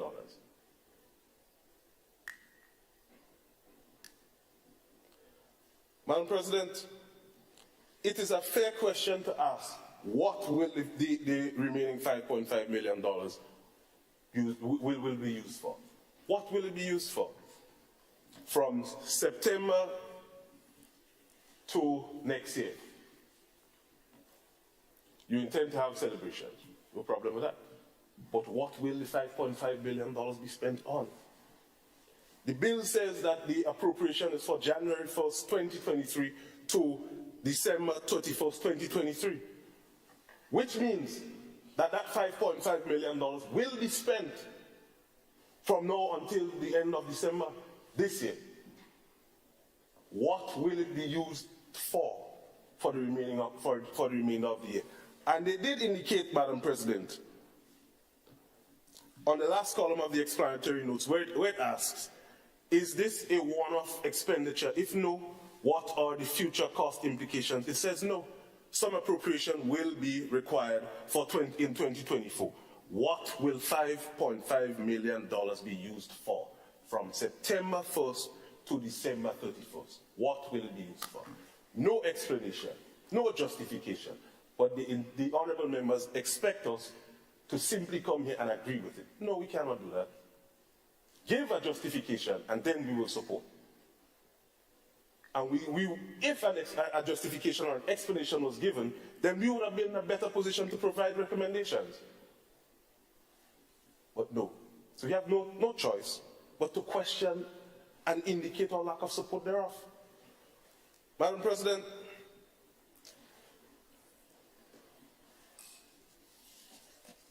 another line item for the acquisition of assets and investments, 60 million EC dollars. Again, the leader of government business spoke. No clear context was given as relates to what that $60 million will be spent on. What assets? What investments? Where will the $60 million be spent? Where? And it is a reasonable question to ask, because the explanatory notes does not give any indication as to where it will be spent. So you expect us again to sit in this honorable house and agree. We cannot. Give context, give a justification, provide an explanation, and then we will be better poised to say, okay, we support. Or we will provide a recommendation there. You can probably look at these areas instead. No justification. But they talk about accountability and transparency. Nice words. Nice words. Good meaning, but we cannot see it practiced. Madam President, the purchase of vehicles also indicated a supplementary appropriation of $500,000 Again, the bill indicates that the supplementary appropriation is from January 1st to December 31st, 2023. How many vehicles were procured before today, or how many will be procured? What will the $500 be spent on? $500,000. How many vehicles would be purchased? Something simple as that. You could say 5, 10, 15. But we don't know because the explanatory notes does not say that. Madam President, additionally, the subvention for state bodies, appropriation for $240,848 to GIDC. I have no problem with that. None whatsoever. But how was the figure determined? And in the explanatory notes, it says a request for an increase in the subvention to GIDC to be tabled in Cabinet. This says the request has not been tabled as yet, so how did you determine that $240,845 is sufficient as a subvention for GIDC? I find it as a suitable question to ask, a fair question to ask. Madam President, I know my honorable colleague here would go into the Ministry of Infrastructure and so on, as he is the former minister for that ministry. But I would like to touch on the Molyneux project briefly. We see here $3 million being appropriated for that project. Let me just pull that quickly.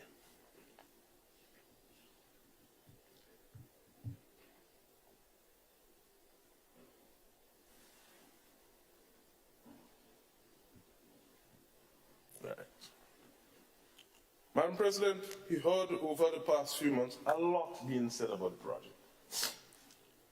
We heard comments made about my honorable colleague here that he didn't know what was happening. Clearly he does not understand what was happening with the project and all that.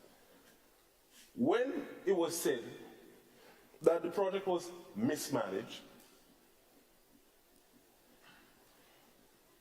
the initial design for the project did not allow for interference of the top side of the road.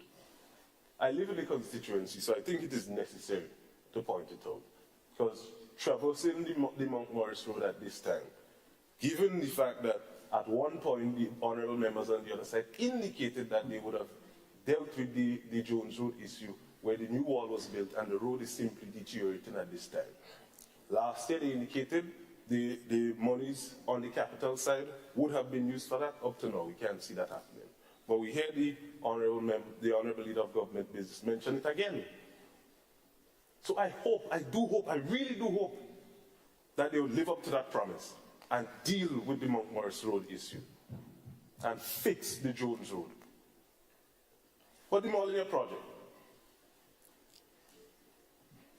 I can remember, Madam President, I was one of the youth ambassadors at the time when the consultations happened and the engineers and so on, the consultants had community engagements with those of us living in the constituency and so on. And I clearly remember the design had nothing to do with the top side.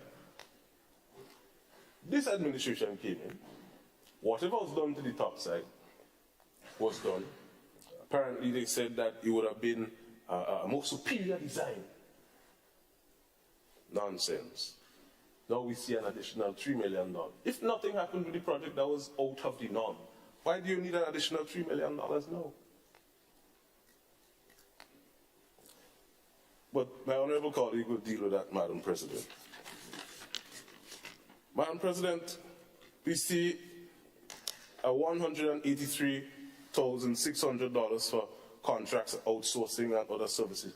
Same administration that said during the campaign that contract work was illegal. Apparently, mysteriously, miraculously, it is no longer illegal. We need additional funds to facilitate. Madam President, I love my country. I love Grenada. Very nice place, you know. One older gentleman I used to work with used to say, if Grenada burn down, bury me in the ashes. He doesn't want to leave. And I follow suit. Madam President, the tuition assistance or the removal of the tuition payment that will be paid by the government, the cost will be paid by government. Well, by the people. I take that correction. I can recall clearly number of young men in my own village, in the constituency, who went to NULO, are skilled, have a skill, are earning a decent living, a legitimate living, went to NULO and studied for free. No cost incurred. And that was under the last administration. I have no issue with government providing the tuition assistance, but there are other significant costs that has to be borne. And I did not hear the minister, during his ministerial statement, indicate any such additional support for those who cannot afford. And that is the important thing. There will be people amongst us. And we hear the NMP is obsessed with poor and vulnerable. No. All of us. And there is a gentleman of the cloth sitting on the other side. He would know that as Christians, we have a responsibility to take care of those who are less fortunate amongst us. Those who do not have. Those who are most in need. So to allow for the tuition assistance across the board, okay. Those who can afford will not pay. We understand that. But what about those who need additional assistance? We completely neglect them?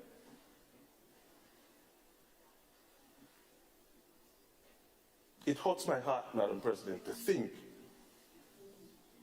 that as conscionable people with a conscience, honorable members of this House, we would not take these things into consideration. Madam President,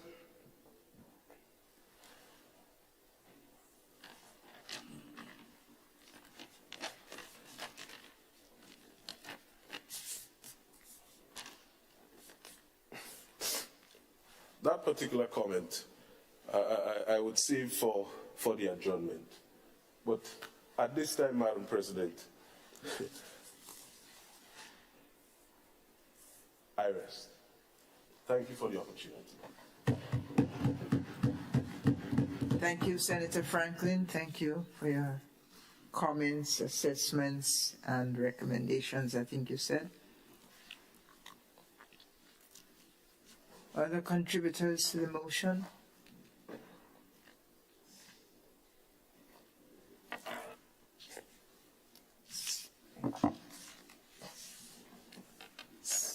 Senator, the Honorable David Andrews. Thank you very much, Madam President. Madam President, I rise to give my support to this motion. But even before I do that, I'm happy to respond to say that in my comments on free tuition, it does not preclude other forms of assistance that exist. Those were not the subject of the discussion. Those were not the novelty issues. The other support programs still exist and can be accessed, as in the tuition assistance, as in the uniform assistance. Those programs still exist. And so to suggest that that's all, we have not taken away any of the other programs that already exist, support programs that exist. This one, though, we know on a national basis is new. And so we're happy to report it, right? But we were not necessarily reporting on all of the others that exist. But, Madam President, before us is the supplementary appropriation and a motion for that. And at the Ministry of Education, there are a number of factors that contribute to the figures. The $10.89 million that is represented in the supplementary appropriation. For one, as was alluded to, while we were aware from a policy position that we were going to move towards removing the TAMCC fees, obviously in the last budget, we didn't have the figures yet. We didn't crunch the numbers yet. We didn't know, we didn't have all of the details at that time. So we could have spoken to it, we spoke to it, but we could not put figures together. We could not budget. And as such, having done the necessary groundwork, having done the calculations and crunched the numbers, it's now appropriate for us to have it appropriately represented in this appropriation.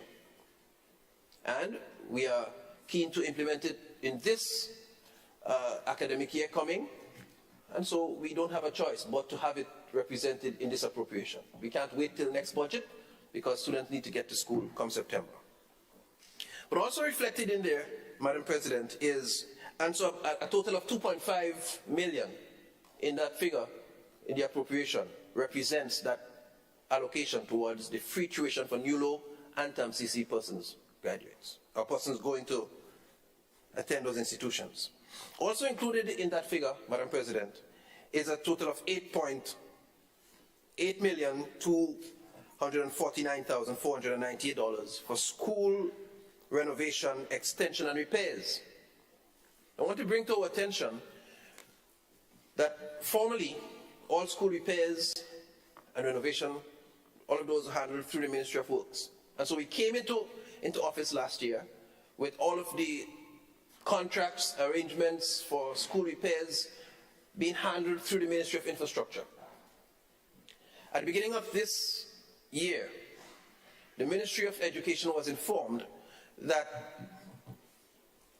ministry, our ministry, would be responsible for handling and completing all of those arrangements. However, the corresponding budgetary allocation was not transferred. And so it left us in a place where there were a number of bills coming to us from prior contractual obligations that we had to deal with, probably for touch from other sources and all of that. And that's the context in which we have now to seek this appropriation. Because it's important that we maintain schools. It's imperative that we continue the work of expanding, extending. In some cases, we have had to, as per our own policy, we have had to retrofit some schools to facilitate the expansion of the TVET policy across our primary schools. All of these things are covered in the request for the appropriation of 8.2+ million for school expansion, renovation, and repair. And the Department of Sports, Madam President, also makes a small request of just over $150,000 in this appropriation, because the ministry has had to take care of several activities, and the extent of which probably wasn't clearly understood up front. We've had a number of games. We've had the Windward Islands, we've hosted the Windward Islands secondary school games. When you host the games, you have to transport the teams, accommodate them, and the Whitsuntide games that we had coming back for the first time, which the people loved. All of these things have helped to deplete what was budgeted, and so hence the budgetary allocation of $150,000 being requested as part of this appropriation under the Ministry of Education, Youth, Sports and Culture. Having said that, Madam President, I am happy to give my full support and commendation to the motion for this appropriation. Thank you much. Thank you, Senator. May I, for my own clarification, ask you the following question? If it is that the Ministry of Infrastructure was responsible for the repairs on buildings, and then this has now been passed to the Ministry of Education, was that budget passed on to the Ministry of Education along with the responsibility? No, Madam President, I think I did say it was not. So we ended up being in a place where we had to find funds elsewhere. In fact, and it's in the explanatory notes. I didn't hear the exchange. Any other? The Minister of Social Development and Gender Affairs. You have requested the floor, madam? Yes, Madam President. You have it. Well, I rise to support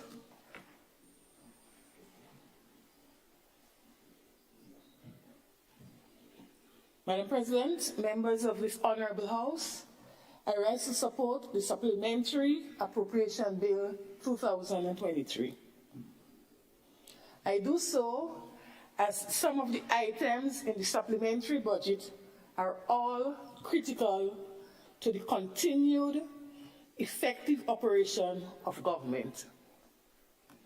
As it relates to the Ministry of Social and Community Development, Gender, Housing and Gender Affairs, we are committed to providing the necessary services to our people, and so it is necessary that additional funds be approved for so doing. An amount, Madam President, of $485,558 is being requested to provide additional subvention to Child Protection Authority.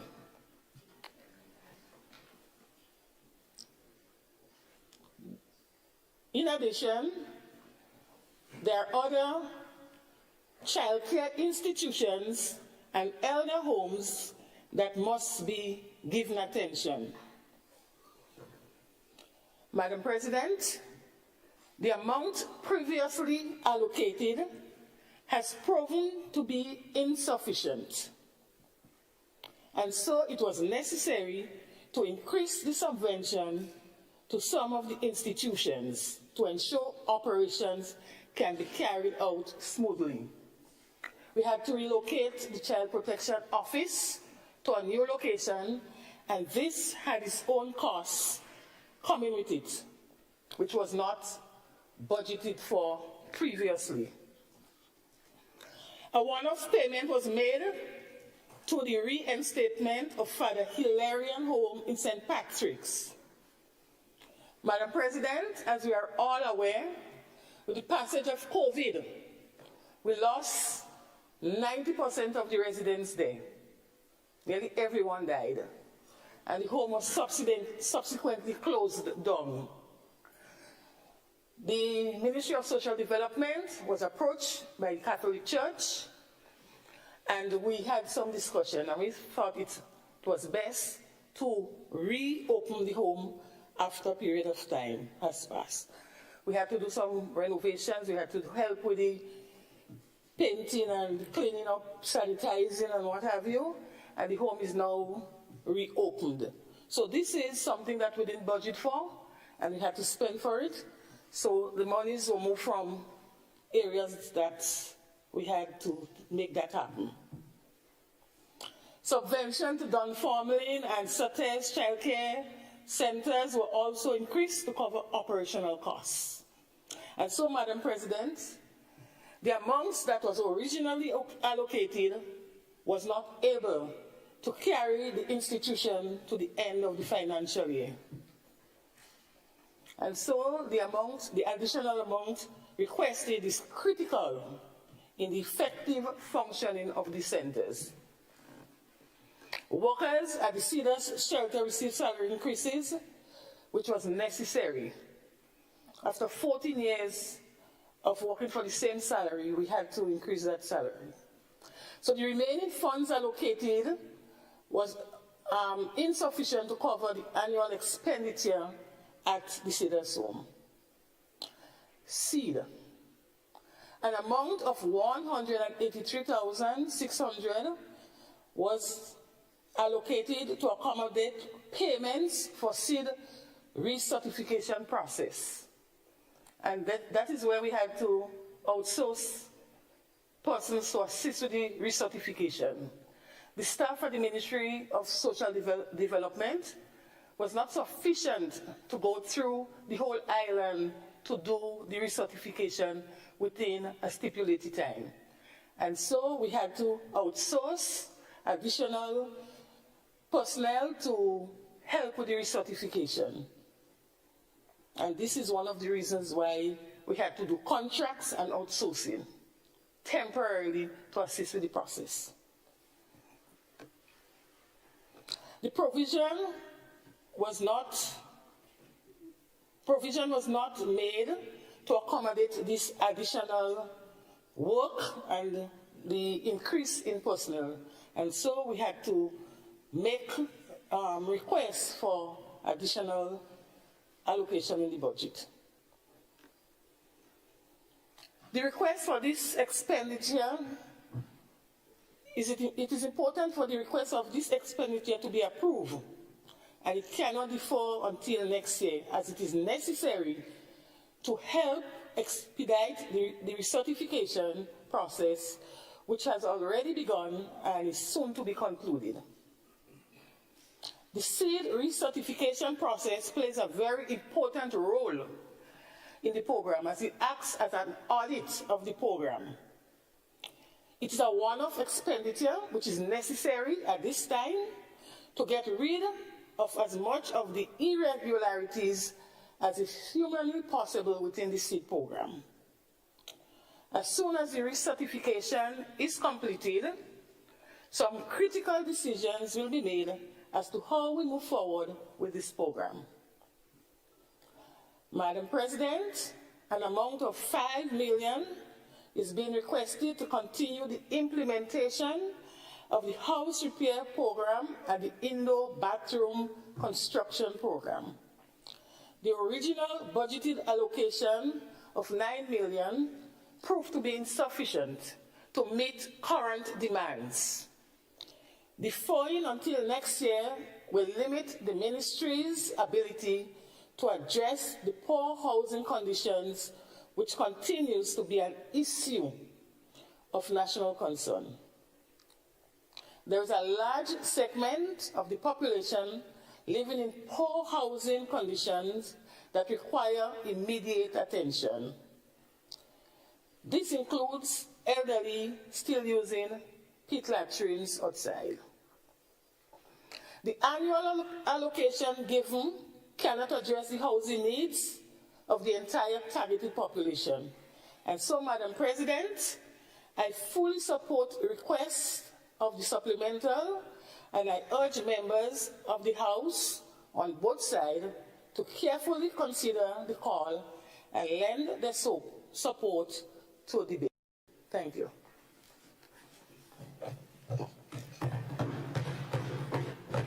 I thank the Minister of Social and Community Development and Gender Affairs for her statement. Senator the Honorable Andrew Lewis, you have the floor, sir. Thank you very much, Madam President. Just some brief observations and comments on the supplementary budget, which is a process that is not new, more or less. Let me just say this overall scheme of things. However, if I may start just by hearing the comment through you, the question that you asked, which I think is a pointed question, and the response from our colleague, Senator Andrew, which is an honest answer. I guess he could not have said anything else. And even if he could have said anything else, I know he would not say anything else, because it's a colleague that I know, yes? As we deal with accountability, and we look to build confidence, when issues like this occur, for instance, under the Ministry of Development, Infrastructure, and if monies are not responsibilities that you have, is now passed on to another department, whatever was allocated for that, I think it is only proper that the necessary transfers should be done. Remember, we are giving account to the nation. And we need to ensure that our people can have confidence in us. And I'm taking collective responsibility because this is a document that is discussed amongst us. And therefore, as we go forward, matters as these need to be paid particular attention to, because if you have that responsibility, it is unfair to come to the taxpayers to ask us to put out more monies for something that was already budgeted for, and that money is, well, quote-unquote, set aside. It is no longer used by that department. The monies are not transferred. The question will arise, what would it be used for? And in terms of proper accounting, you just cannot or ought not take monies allocated for one issue and use it for something else without going through the proper procedure. I just wanted to draw this to the attention. I also recognize that the leader of government business admitted that in relation to the 50th anniversary celebrations, which I think we all must be proud of, I know we must be proud of that. 50 is a milestone. And we need to ensure that it is done in such a manner that we do not waste resources, but we leave a mark for the progress that we have made, despite the challenges that we have had over the past 50 years or 49 years, that our celebration is something to be worthy of. But the fact that the leader of government business also accepted that the Senate and the nation, it's not just the Senate, the nation ought to have been presented, or could have been presented, with the items, or at least some of the items, that the $5 million or thereabouts would be used for. The question would arise, why wasn't it done? I do not believe it is incompetence, because I happen to know, well, not just happen, some of the government senior ministers have already indicated who the committee will be comprised of, or at least the chairpersons and other senior people. And my knowledge of these persons and these people, and they are very professional. And therefore, as we call for us to put aside colors, or not put aside colors, but for all our different colors of the different political organizations to merge together, right? To give us that kaleidoscope of colors. So I'm not asking to put away colors. I'm asking to bring the colors together. We have to ensure that as we hit the ground running, that we start off on a very good note. And the least that could have been done was to have said, we have identified 1, 2, 3, 4, 5. The list is incomplete because it's an unfolding matter, right? But at least here are some justifications. This is our 50th anniversary, and I'm going to spend some time on this. This is our 50th anniversary, and we are making this call for all of us to be involved. And many times, it is better to say, look, we fall short. Let's be open. Yes, we fall short. But here are some issues that we can justify. We need to have an office. Yes, we need to have secretarial support. We have identified that we need manpower resources of, let's say, 10, 15 people. Just as so, we are able to recognize that the security contracts need to be centralized, and we need to increase the remuneration for the security officers, which must be commended. And we have note here that it has been said that the rank and file security officers, and that's public security officers that provide service for public spaces, even if it is privately contracted out. Yes, that the minimum salary will be moved, I'm assuming that it is this year, to $12 an hour. That's my understanding from what has been said. And here one can justify that. So we need to do better than that. We need to do better than that, and this is a golden opportunity. The 50th is the Golden Jubilee. It's a golden opportunity as we enter this Golden Jubilee to set the standard. And this is what part of transformation will be about. Transformation, in our view, has to do with certain basic principles, foundation issues that we wish to set. And therefore, let us use this opportunity, yes, to highlight this. We also wish to note and recognize and commend the administration for giving the necessary assistance for the reopening of the home in St. Patrick, the Father Hilarion home, for full disclosure. The workplace has been represented by the Technical and Allied Workers Union, and the union was involved in the challenges and the responses during the COVID period. We knew the impact. We have been involved in discussions with the relevant authorities, that's the church, and we have noted at the level of the union the important role that a home in the northern part of the island will play. And in this very said context, making an appeal through you, Madam President, to the Ministry of Social Services, and further communication will be developed. There is a need for us to sit and discuss benefits and working conditions for the homes throughout the state. And when I speak of the state, it includes Carriacou and Petit-Martinique. So for instance, the Cardrona home, these are caregivers. These are caregivers, the workers that they take care of our parents, they take care of our grandparents, they take care of our aunts or uncles. And because of the nature of the work that these workers do, we have to be constantly reminding them that the leadership of the unions that's within the labor movement, we cannot and will not take the traditional approach to resolving industrial matters as one will do in other institutions. So these workers work many times under terrible conditions. But, I mean, could you imagine coming out and threatening the shutting down of a home? We can't do this. I'm saying this. And therefore, we are making this request for more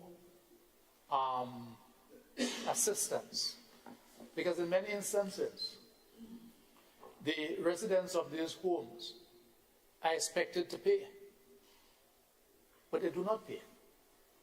And in many instances, the surviving relatives, I shouldn't say in many instances, it would be an unfair comment, because I've not done that research, but in some instances, the surviving relatives of these residents acquire their property, and they bring the residents, their relatives to the homes, and they do not pay. But the homes, the administrators, as human beings, and the unions that represent these workplaces have to be constantly reminding our members that this is a sacrifice. And therefore, there are certain types of work that once this is your calling, there are some things that you will have to bear longer than in the normal workplace. But that does not mean, or that ought to mean, that we, in the different seats of the organizations, the government, the churches, the wider community, ought to do more to help, to assist. Because at the end of this day, these workers have families too.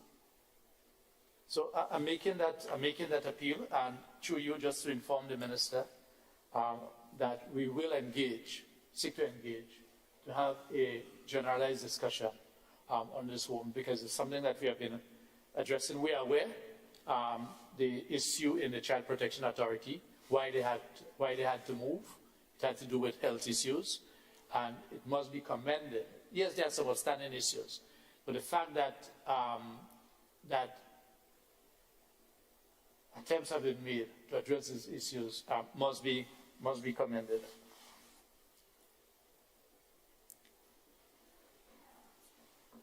As I said, that the supplementary budget is not anything new, but we need to ensure that we come to the Senate with more information. Because in skimming through the information, looking through the information, it leaves a lot of questions to be asked. But one must admit that this is not anything new. as our colleague here, Senator Nilon, who I must compliment for identifying the savings in the different areas and what can be utilized. And therefore, it will be good, Madam President, through you, to expect some response from the government side as we continue to believe, build confidence in the process of representation. And as I've indicated to my colleague, Senator Sinclair, he may wish to consider having Senator Franklin pose his questions for him. And because at the end of the day, and it's a serious discussion I've had, not about Senator Franklin, to be quite frank. I've been having that discussion that many times what is important is results. And it's not dependent on who. Because many times we do things in the background. Many times we do things in the background. I've been having that discussion. So I just use this as a stepping stone to indicate for all of us inside here, the nation business is not about us as individuals. The nation business is not about who is seen to be getting the credit. For many of us, many times we recognize that if our names and our presence is associated with certain public utterances, it may not bring the benefit, but it requires us to find that pathway that we can get results for constituents. And with this in mind, I recognize the importance of the supplementary budget, because there are many times there are unforeseen circumstances that will present itself. But where and when those things occur, it must be informed by deliberate judgments, and these deliberate judgments are based on assumptions. And please provide us on this side with the benefit of those assumptions. I thank you, Madam President. Thank the Senator for Labour, Senator Andre Lewis. Thank you for your contribution. And I offer the floor to the distinguished gentleman of Health and Wellness, Senator Lacrette. Madam President, thank you very much. I am standing because I am affirming my support to the Supplementary Appropriation Bill 2023 as so put forward by the Leader of Government Business, and in particular the supplementary budget under the ministry that I have jurisdictions for at this particular point in time, Ministry of Health, Wellness and Religious Affairs. Madam President, as I am sure you had the opportunity to browse the supplementary allocation, and under the Ministry of Health, Wellness and Religious Affairs, the supplementary allocation that we are requesting is in the sum of $550,885.85. Under the line item contracts for outsourcing and other services, it is clear we recently had 24 nurses being successful at the regional examination, and as a result we are happy, given the hemorrhaging that we are experiencing now in the health sector. We are happy to welcome this cadre of 24 nurses to the health sector, and as a result we have to budget for their salaries and allowances.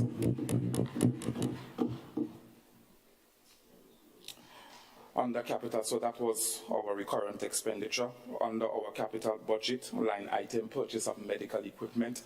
On an annual basis, we receive a grant from St. George's University, and Madam President, that grant varies. So we budgeted $758,880 for that grant, but we actually received $919,746.85, and as such, we call into account the difference of over $160,000 so that it can be accounted for in the current financial year.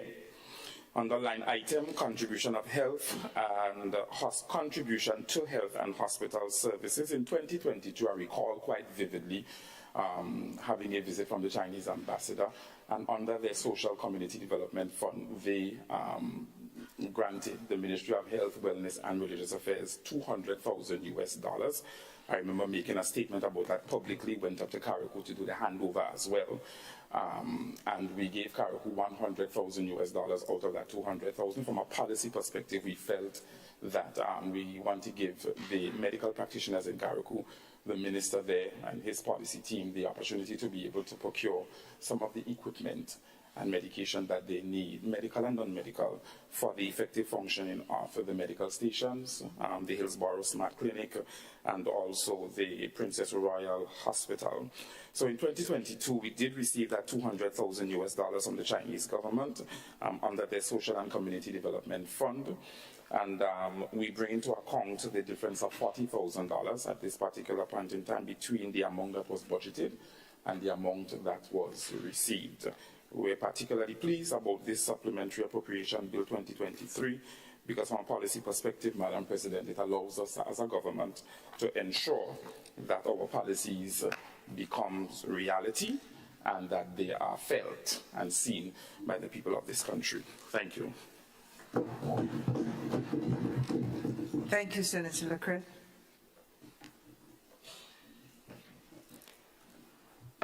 The request for the floor from Senator the Honorable Nolan Cox. You have the floor, sir. Thank you very much, Madam President. Madam President, I really take this opportunity to offer some contributions on this motion before this Honorable House. And I want to start off by saying that one of the major concerns for me in terms of assessing this motion and maybe has kind of brought me to a conclusion that the preparations may have been rushed in some cases. There's a possibility because of some of the information and some of the blank areas in the slides in the spreadsheet, and some of the information that is missing. So there might be some issue in terms of rushing and not probably gathering all the information. And I say this in the context of the recommended allocation for the 50th Independence celebration. I am a member of the planning committee representing the opposition on the 50th planning committee, and I am keenly aware of some of the discussions in terms of some of the resources, some of the requirements to pull off some of the activities between now and the end of the year. And so I'm a bit lost as to why some of that was not mentioned here in terms of, as the member for Labour indicated, there are plans to establish a secretariat. Obviously, there are going to be cost implications for that and a couple of other logistic stuff. So I think it's fair for requests from members to have further details. I don't think that that was difficult to prepare, so I think it's maybe a bit of rushing, and so those information were omitted. I didn't go to the most recent meeting, so I can't speak to what further discussions that were held.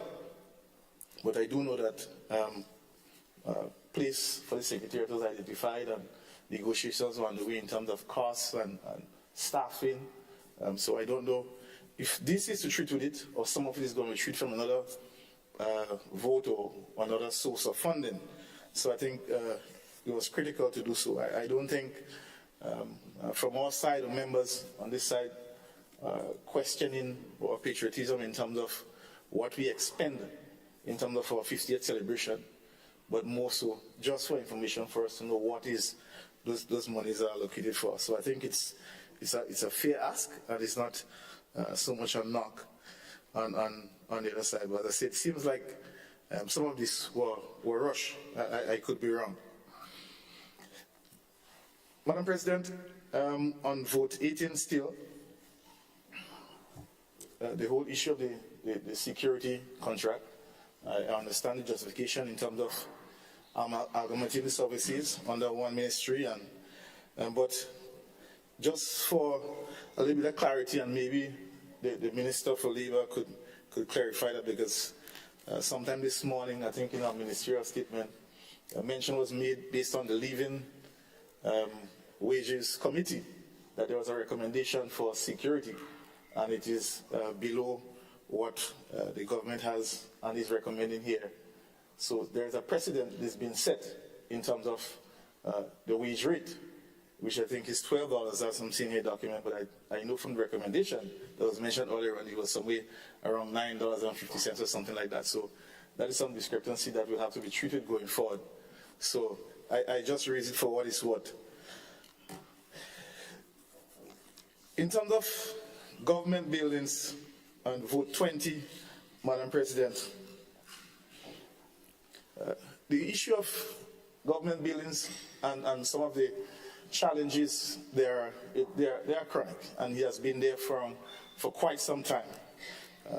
If anybody who here owns a home understands the challenge in terms of maintaining a building, there are always, there's a saying that you can never done build your house. There's always something to be done on it, and that goes with every infrastructure, every building. So the issue of repairs and maintenance is one that will always be there. It's going to be reoccurring. But I was a little bit confused, Madam President, by leader of government business. At one point in time, he indicated that the AC was not working, the ministerial complex is not comfortable, is not accommodating, and then another time, he said that when you see the building paint outside, it's not well accommodated. So I was a little bit confused on which is which. So, so it is confusing. It is confusing, Madam President. It's an eyesore outside, but not now. It's pretty on the outside, but it's hot on the inside. So I just say this for what it's worth, that sometimes, you know, we just have to pay attention. But I'm not faulting you, as you indicated. Some of the ministry that you're reporting on is not within your remit, it's not your substantive ministry, so you may miss the mark in some cases. So I just wanted to bring that to the fore. Madam President, the purchase of vehicles, and it's vehicles is a continuous thing in terms of replacing vehicles. Vehicles don't need replacing. But I don't know, and that is something that it is not quite clear with this supplementary presentation in terms of what has already been expended and what is outstanding. I think that would have helped in terms of for us understanding the request, because this request is for the entire fiscal period. Obviously, I believe that those vehicles were already purchased. I could be wrong. I don't know if there are orders to be purchased. So I think it would have made sense for us to have an indication as to what were already procured, what were already expended, what items were already expended, and what we are actually bringing in money for to allocate. I think some was mentioned, but not all. So in case of the vehicles, if it's not any urgent thing, those could have easily go into next year's budget in terms of managing the expense. Madam President, I wanted some clarity, and maybe I hope the leader of government business can provide that regarding the subvention for GIDC. It was not clear because it's saying in the document that it's a recurring subvention that will be added to the normal subvention throughout the year. So every year going forward, that will be included. But the backdrop of this subvention is based on the strategic plan. So I'm not certain if the strategic plan, in terms of its implementation, if it has to do with employment or new skills personnel that is coming in. Because if you have an implementation plan, a strategic plan, and you're implementing, there are some things that are going to be for a particular time. But it is saying that this will be a recurring amount. So I'm not clear if it is new employees that is recommended from the strategic plan and why we have to have this amount added every year going forward. So I think some clarity needs to be brought to this item in terms of what this $240,000 plus will treat going forward in relation to the strategic plan. So that is what the document indicated, that there is a strategic plan, and the recommendations is for these monies, additional monies, to be brought in to the state-owned agency to meet with those recommendations. So just some clarity there. Vote 20th, Madam President, and this has to do with the Climate Smart Infrastructure Development Loan. I want to advise and recommend that the government review and rethink this approach in terms of a loan approach for this measure. And the reason for that being, there are millions of dollars out there for climate infrastructure and climate smart projects. And I don't know why the government thinks or made that decision to take a loan when there is numerous funding outside where you could access for treating with climate smart infrastructure and adaptation. So I'm a little bit lost there in terms of why that approach, because as we know, the world nowadays, there's a lot of funding for climate change initiatives. So I'm not clear why the loan. I know there's a lot of talk in terms of the terms and conditions of the loans.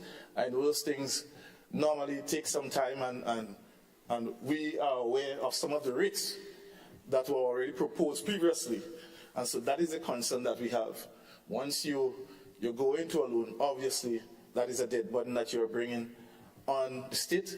It's going to interfere with your cash flow because you would have a due debt while you may have a grace period or so, but going forward, that will be a debt on the state. I think if there are free money through grant support, I think we should take every measure to see how we can access support in that area instead of going towards a loan. I don't know if efforts are made to get grant support and that didn't work out. Maybe I might hear differently. So I just wanted to offer that. Madam President, under vote 30, the issue of land acquisition, that is a normal process. That is a continuous process. When you're doing road work, you may need to widen roads as you move forward to improve the infrastructure. As you can see, vehicles on our roadways have grown in size, tonnage, weight, and quantity. And so it requires us to improve our infrastructure to adapt for those investments that are made in the transport sector. So that is an ongoing issue. As regards to Molinier, I really want to correct the Honorable Leader of Government Business when he indicated that the designs were flawed. And I wouldn't really press him too hard, Madam President, and knock him, because he did say that is not his substantive ministry and he's only reporting. But I beg to help bring some clarity. Now, you had a project that was assessed, there was a consultant that was engaged, a design was prepared, accepted, contractor was selected, work commenced. Now, he said that the designs were flawed. Madam President, if the designs were flawed, why then did the government relieve the consultant after the issue in terms of interfering with the slope became unstable? Why did you go back and engage the same consultant if the previous design were flawed? So I don't think that is a fair statement, because it means that you're knowingly hiring somebody who gave you a bad design to start with. That is what you're saying, essence. So that is not the case. What happened is that by removing the consultant from the project, it allowed for other ideas to come into play, and that interfered with the original design. And hence, we find ourselves having to expend more monies to resolve this issue. And that is a fact. I mean, it's an unforced error. It was an error on the part of this government, and that is the fact. Bottom line, we could try to sugarcoat it how we want. It has happened. But it doesn't take away from the fact and the need that we need to get that project completed.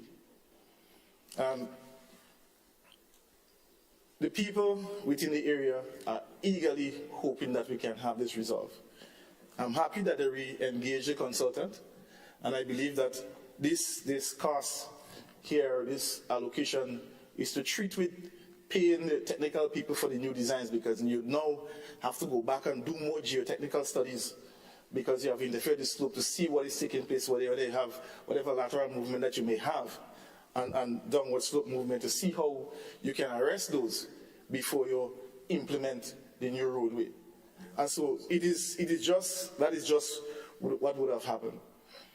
I'm very hopeful that the damage is not too bad, meaning that it will be irreversible, that we may have to actually relook it and go to another site. I'm hoping that is not the case, because it will only mean more costs for each and every one of us as taxpayers of this country. And that is something that we're trying to avoid. And this small sum here we're going to have more challenges, we're going to have more costs. The cost implications for this project will go up. The longer it remains unimplemented, we are going to have more costs, and that is a fact. So I just wanted to raise that, to bring that clarity in terms of, after you make a mistake, don't come and say that there was something. It was your fault. Yeah, so just accept it and move on. Let's have this thing fixed once and for all. The refurbishment of government buildings, I did speak about it, is something that it is ongoing, and it is something that while I was there as Minister for Infrastructure, that we were putting in place a plan to address it in a very logical way, because government do have a lot of buildings. And the reason why we are trying to do that, it was a twofold approach in terms of being able to refurbish our buildings, at the same time move persons from where they are renting into those government buildings, and in turn will reduce government monthly costs for lease and rent. So I still think that is achievable. I still think that this administration can continue to move forward with that, because that will help save money for us going forward in the long run. But I want to caution, and there was a presentation, I think, in terms of persons moving out, and some renovations that have been done, I think, at the financial complex. And rent, we got to rent some place for about, I think it's about, I can't remember, 2 years? 2 years. Madam President, in my time in government, I want to caution for some of the members who are new to government, and to pay attention and to be vigilant, because that 2 years could be easily 20 years. And I say this, not meaning that the space that requires refurbishment will not be refurbished, but as soon as you refurbish, somebody else will have a different plan, somebody else will come from somewhere, drop from the sky, and all of a sudden, they need this space. So be very cautious and aware that as soon as it's done, somebody else, another department, somebody else might just drop in to that new refurbished space, and the staff will move out, they will be there renting, waiting for a space. I've seen it. I'm just saying it to be very cautious and to ensure that that doesn't happen. Government is very tricky at times. Madam President, the St. John's River is a very important project, and I think it's a long-awaited project in terms of the impact that it has. It's a climate change adaptation project. And we have been struggling as a country with that, and most of the residents of the area have been struggling. And so we are very hopeful that we can see the completion of this project as quickly as possible. We're just tapering off into the just completion of the rainy season while we're in September, as the saying goes. September, remember, so we still have to be very careful. We are in the peak of the hurricane season, so we have to be vigilant. I do hope that we do not have any major issues in terms of hurricane. I do not know that there's an active hurricane out in the Atlantic currently, so we have to be very cognizant of that. But we are going into the dry season, so I'm very hopeful that the two outstanding bridges and the roadway, if we can get those completed within the dry season, so when next rainy season comes, we should not have the issue of flooding in the St. John's area, the River Road area, so that can be addressed. But you know, Madam President, I stand here in this house, and I indicated, and I stand by that there was no need, and I believe that I will prove to be right as we go forward. There was no need for a Ministry of Implementation, because as it stands with all these issues, the Ministry of Implementation is silent or hiding, not hiding like my dear minister on the other side, but very silent and absent when these projects have challenges. So that is where implementation is supposed to come. That is when we're supposed to see you. Not when we're just starting and you come over, you just talk a lot of nice stuff. When there are issues, you have to, the ministry have to be center focused in terms of resolving those issues to expedite or to restart implementation. And so I have noticed that implementation is, or the ministry is somewhat very silent or quiet or distant, or I don't know. But I contend that the costs for establishing a ministry and the intricacies of having a ministry for implementation to work along with other ministries who have projects can be one that is very difficult, very cumbersome, very complex. And I'm certain the members on the other side can attest to that. Maybe they don't want to admit that in this house. Maybe they'll tell me after we finish, quietly. Yeah? They'll admit. But I say this because I understand how it's worked. And I believe, and I still contend, that a department, a strong implementation department attached to the Ministry of Infrastructure was probably the best approach. It's more tidy, it's more easy to manage, it's easier to integrate persons to help mobilize and push the other projects instead of a ministry where you have a permanent secretary and the whole structure, because when you have that, everybody have their turf and everybody want to protect their turf, and it becomes a back and forth. I've been there. I've been a public servant for 17 plus years.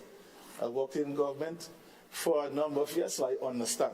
So I'm just offering a word of advice so that in all, we as Grenadians can benefit once the government is successful in implementing their projects. Madam President, the Simon Cultural Center, again, I want to correct my fellow colleague, leader of government business on the other side, when he mentioned certain things that were not there in the design. That is not accurate. Yeah, that is not accurate. And I'll say I don't fault him because he doesn't have all the information. And so I forgive him for saying that. Now, the issue of the redesign is not just redesign, it's additional designs and not redesign. From what I know for a fact, there were some additional details in terms of, especially for the foundation infrastructure for the project, that were recommended. So you had to get an architect to prepare those additional drawings so that the implementation process of the project can be very smooth. So it didn't have anything to do.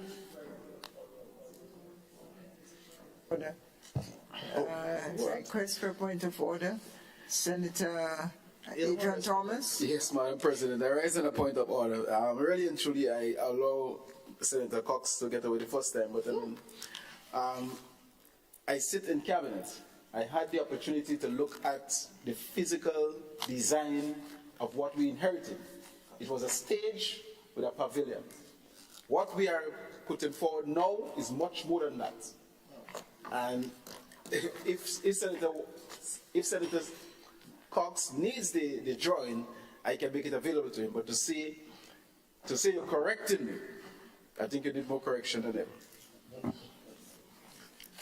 Thank you, Senator Cox. Madam President, the same thing I said. He doesn't know that he doesn't know, Madam President. What he's referring to was only a particular phase of the project. And I could go on.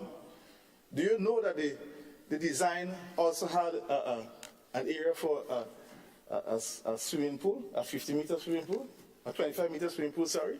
You didn't know that. Do you know that the original design and concept had for museum, that will have all our athletics? And we have concept, we have the videos, we have everything. Mine, that was presented, Madam President, to the community of Simone I think at the SAS Secondary School.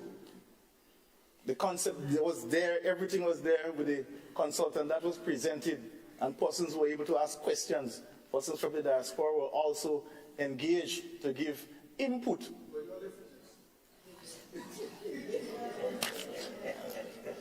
So as I said, Madam President, one conversation, please. So as I said, I stand corrected. But that is what I know.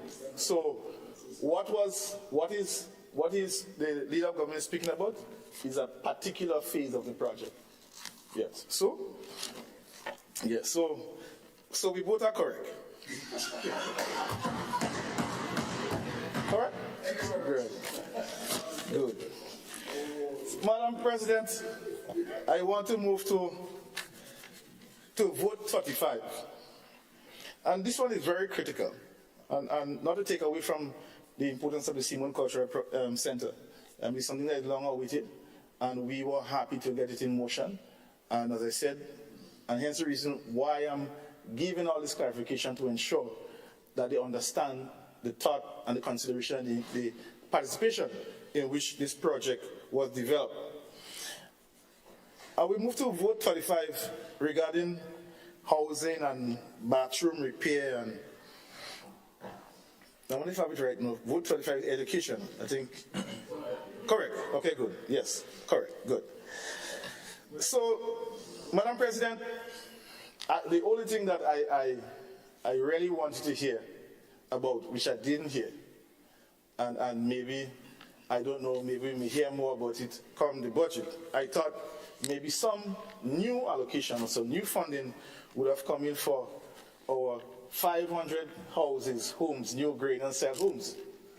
And I say this on the backdrop of the concerns that we have in Carriacou, where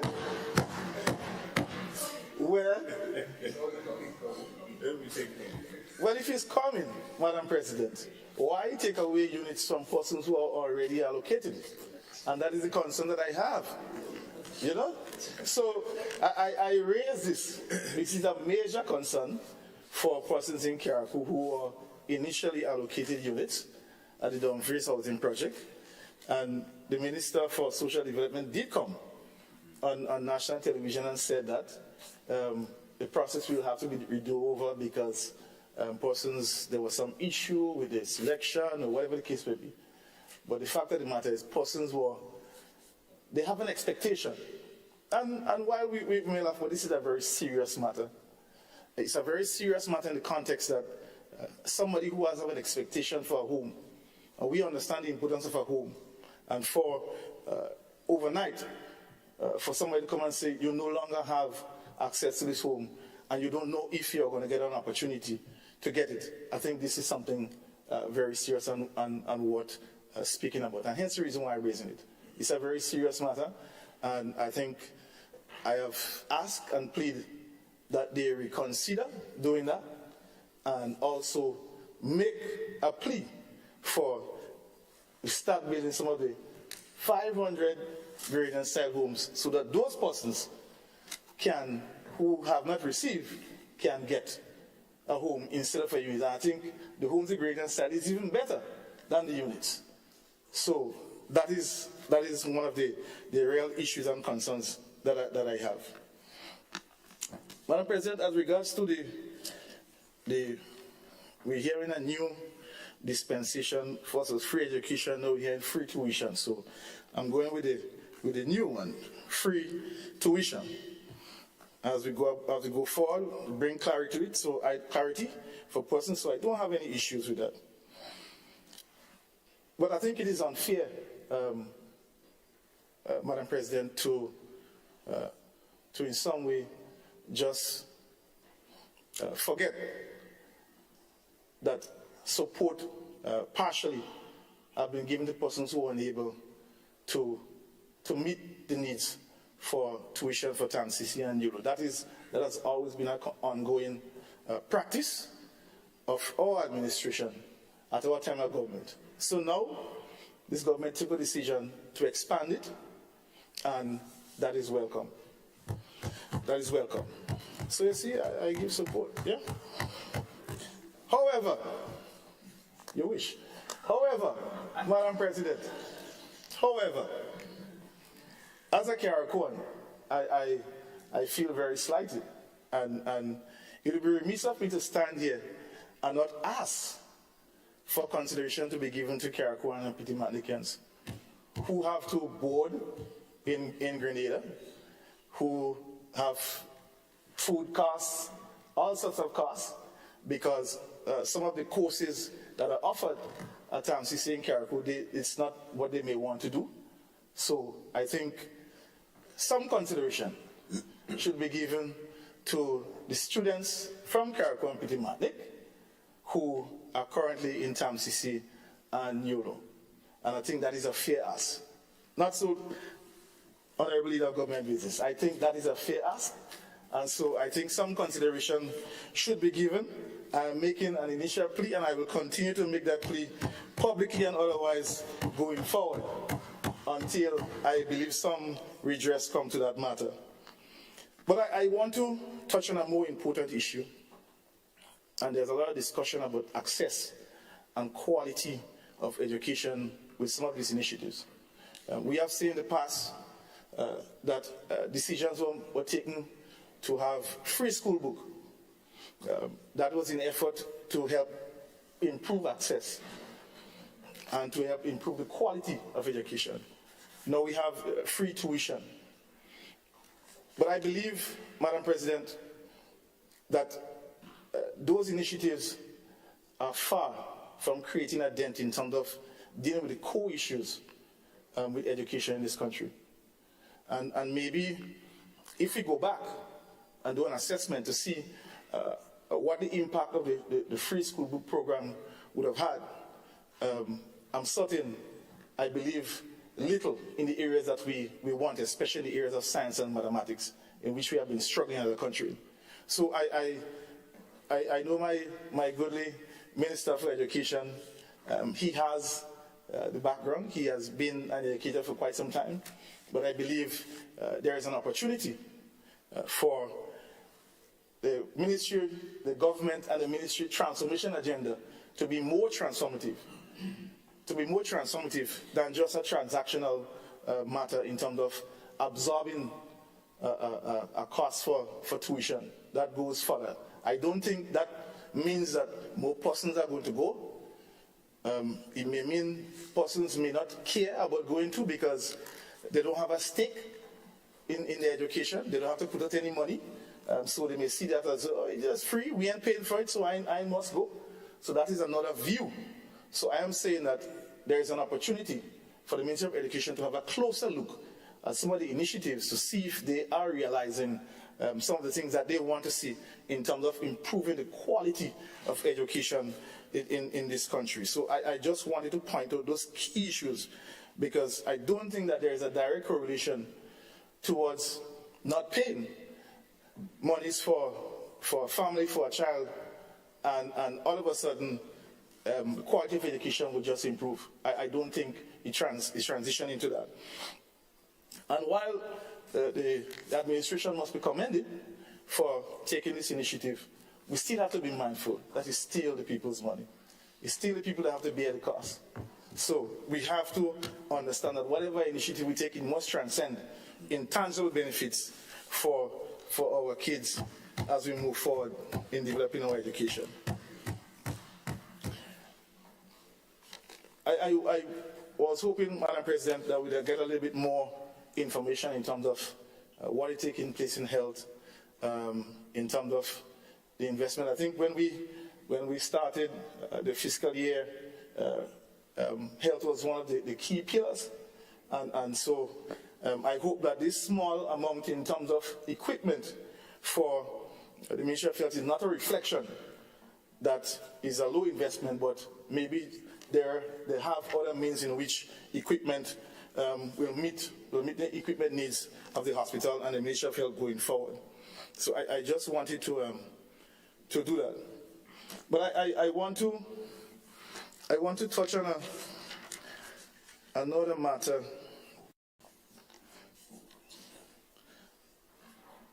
Madam President, just to summarize that this supplemental, I believe, needed more work. It needs more work, and based on the findings from my colleague, the whole issue of not treating with savings, and I could give you a reason why, why that is not the case, and why the monies from infrastructure didn't go over to education. I explain as I go along, and that's the reason why I said, when you're in government, you have to understand what happens in government. Ministries are very protective, and any monies that is within a ministry, sometimes they don't even have use for it, but they're not letting it go. That is my experience. So we are here asking for additional monies, and monies are sitting in ministries. And the likelihood of those monies being spent between now and December is very, very slim from my experience in government. If you have to get anything done, if you don't get it done by June, July, forget it. Forget it. So I say this, that I believe that there's an opportunity for critical savings. Now, based on the supplemental is to treat with both the negative and positive, what you can say, occurrences of matters in a fiscal year. And we heard that the Minister for Health, the Honorable Minister for Health, Madam President, spoke of additional monies coming in. So the supplemental treats with that. But we are not seeing here any substantive treatment towards savings. And this begs the questions why. Why have not the Ministry of Finance pressed the ministries to come up with those savings and to show that they actually need those savings instead of holding on to them, as we have seen in the medium-term report? And I think that is where the issue is. I think there are savings, and you will see that at the end of this fiscal year, the amount of unspent monies that will be in the budget. Remember that I said so. So, Madam President, I want to close by saying that I believe that this supplemental, there are some things in it that are much needed, but in summary, it leaves a lot of work to be done in terms of presenting more substantive information. And I know that the Leader government being said that the member for the Attorney General, Senator Joseph, would elaborate on the whole issue of the investments and whatsoever. I was hoping that we could have heard about it before, so we could have given some input on it. So we'll hear, and if there's an opportunity for a response, we will do so as regards to that. But I believe, Madam President, that we are very surgical based on what we have identified. There are some clear gaps, and I believe there's a clear opportunity for this to be improved going forward. I did want to touch on other stuff on education, but Senator Cox, as you know, you are entitled to 90 minutes. So I don't think you have approached it yet, but you are approaching. Yeah, there's one so thing you do have time for education. There's one thing I wanted to touch on education, not directly relating to the supplemental. So I don't want to overstep. I want to be fair. So maybe on the adjournment, I will raise something that the Minister of Education did raise, and I just think it's important to just bring some clarity towards it, so that members on this side, I'm speaking for myself and my colleague, I'm not sure if I can speak for Senator Lewis and St. Clair's yet, maybe after we consult. That on a particular matter that I'll raise in the ministerial statement, but I will leave that and touch it before we close today. So with these few words, Madam President, this is my contribution on the supplemental, and I do want to encourage the government to not just try to counteract what we put forward, but to look at it and assess it for what it's worth. Because I believe that we have made some fair submissions and not in any way attacking anything. But there's one thing I wanted some clarification on. There were some discussions about the retirement age and in pensionable age. I'm a little bit kind of confused on that.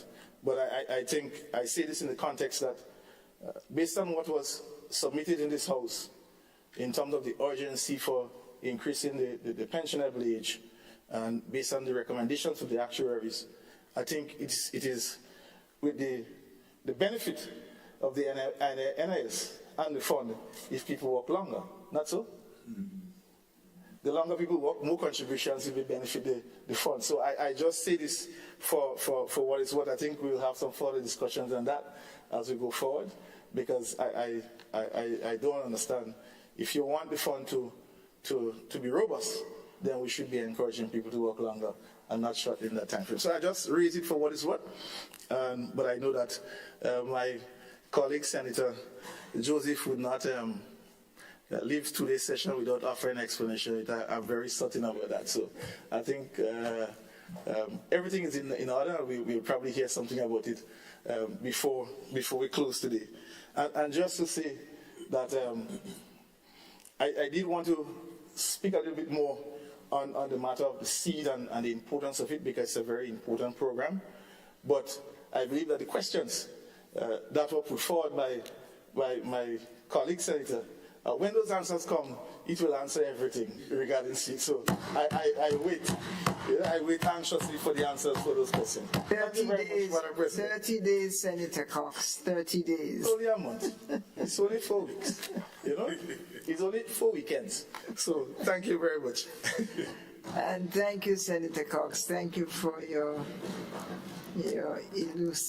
elucidating or illuminating series of observations and comments. I think you guys are intending to reorganize the Senate, pass everybody else's questions must come either to you or to Senator Franklin. I think you better speak to farmers and fishers about that before they quickly eliminate you, Senator St. Clair. Thank you very much, Senator. Just to quickly add, Madam President, agriculture is one of my areas of competencies, so I'm well versed, and the leader of government business knows that very well. You can call on me anytime. Well, Grenada is an agricultural society, so no surprise we have so many agricultural specialists on both sides of the aisles. Thank you all, gentlemen. Senator Claudette Joseph, our distinguished senator for Labour. Thank you, Madam President.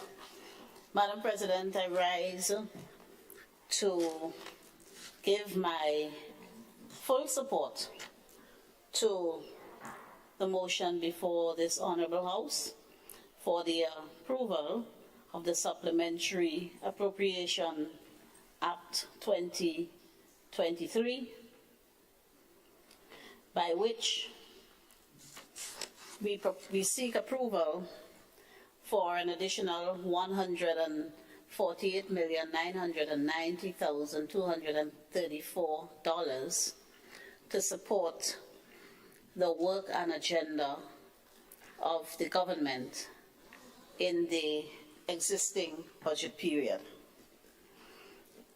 Madam President, my colleagues have ably debated the bill in many respects already, so I would just take a few moments to highlight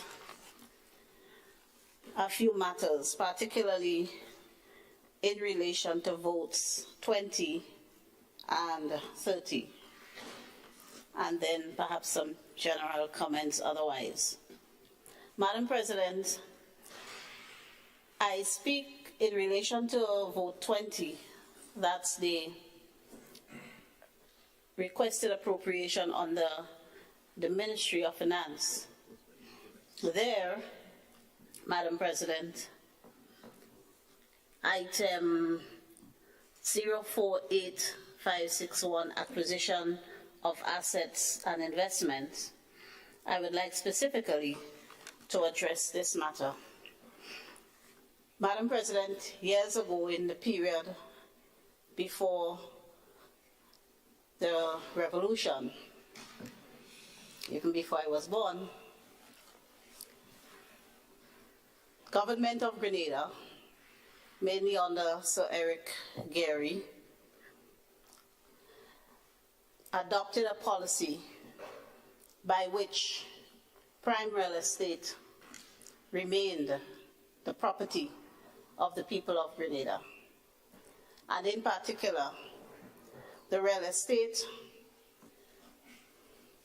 on which one of the world's top beach rests was particularly protected by successive governments, in that they ensured that the lands in the Grand Anse area, and particularly on Grand Anse Beach, remained the property of the people of Grenada. That all fell apart from around 1995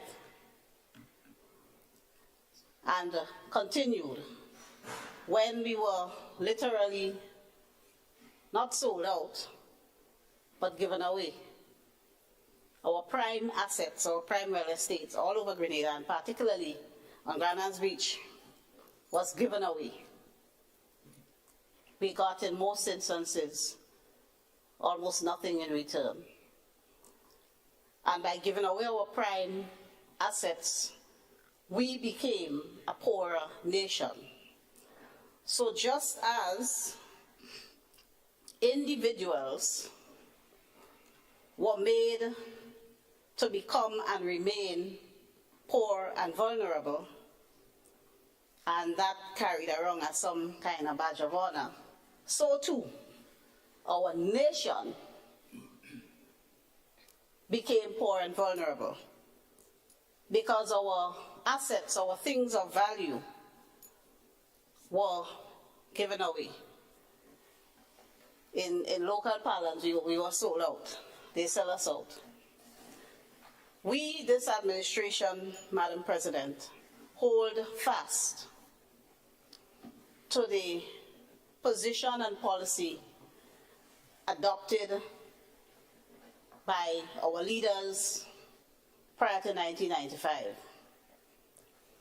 That valuable real estate in this country must remain the property of the people of this country. And so, Madam President, there are just under about 27 or 28 acres of land in total on Grand Anse Beach that was transferred to private non-nationals, freehold. The freehold was transferred, because prior, how how the prior governments ensured that the property belonged to us while we enjoy the benefit of it is that whoever had use and possession of the property had a lease. They leased those properties and paid a rent to the government and people of Grenada. So in the case of the property on which the Radisson Hotel rests, the owner of the hotel has a lease because the property belonged to we the people. One day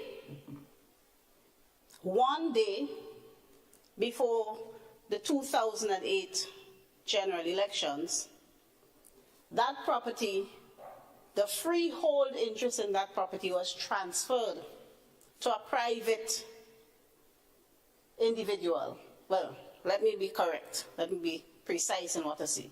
To a company owned and managed by a private individual. And the conveyance is notorious. It's notoriously known because a lot of shame was cried upon a government that less than 24 hours before an election signed a conveyance in which not one dime, not $1 was transferred to our treasury for that 20 acres of land. The consideration was a promise that a world-renowned athlete or sportsman would promote Grenada. And in the conveyance, there wasn't sufficient specifics. What this sportsman was required to do wasn't specified enough so as to enforce that agreement. That was supposed to bring value to us, but not $1 went to our treasury. And with that transfer of the freehold, that company became the landlord, collecting $250,000 a year. That $250,000 was previously collected by the people of Grenada as rent. So we lost that property. And there was an attempt by the previous NDC administration between 2010 and 2012 to reclaim that property. And the matter was challenged in court, and the property returned to the private entity, a company named Tyneberg Holdings. We, this government, have entered into an agreement with Tyneberg Holdings, and now I cast no aspersions or say anything negative on the company and its owners, because it's a commercial deal. If you're doing a deal and you get a good deal, you take the deal. You get a bargain, you run with it. So the blame was on the government that one day before the election entered into that transaction, which was totally disadvantageous to us. So this government, Madam President, has entered into an agreement with Tyneberg Holdings to purchase, to get back that property for the people of Grenada. And we have already paid the deposit. The nation would note that there were some publications in the Gazette indicating an acquisition. But I am happy to report to the nation that the negotiations with Tyneberg got to a stage where we felt we had to acquire the property. But notwithstanding the acquisition or the publication of the notice, the discussions continued, and then the parties agreed to do a sale. So what I say to the people of Grenada, that property would be returned to the people of Grenada with absolutely no risk of there being a challenge to the acquisition of us having again gotten ownership of the property. So that matter is closed, and the purchase price $5 million US is included in the 60 million allocation on the vote 20. We had to negotiate the best deal that we could to get back the property. 5 million US, that's the cost. That's the cost of recklessness and, frankly, misbehavior in public office by our previous administration. That's the cost. That's the best deal we could get. But the property will soon, again, belong fully to Grenadians. 20 acres. Madam President, the other property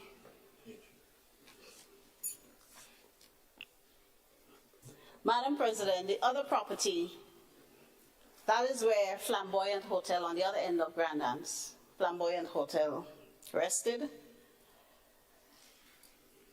Again, the nation will recall the absolute disgusting and frankly racist and xenophobic comments made by our former Prime Minister in this honorable House against an investor with whom the government had fallen out. They enter into bad deals, and business people are business people. They will look for the best deal they can get. And then relations broke down, and the investor behind the Kawana Bay project exited Grenada and sued Grenada before ICSID.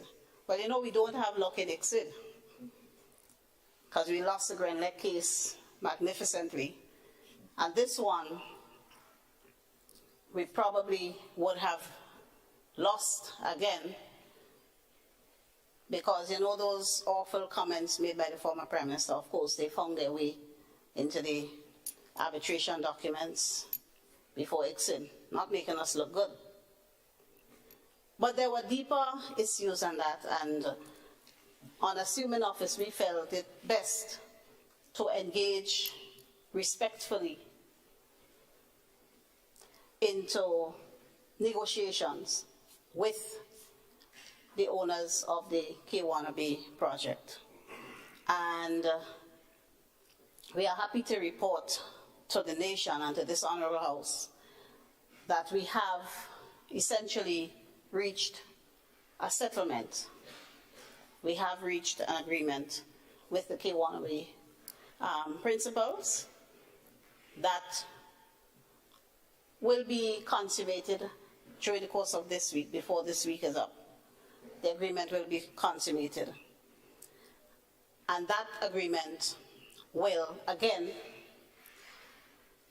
see the Kawana Bay property, just over 5 acres of land on the far end of Grand Anse Beach, again coming back to the people of Grenada. We will once more own that property. Because,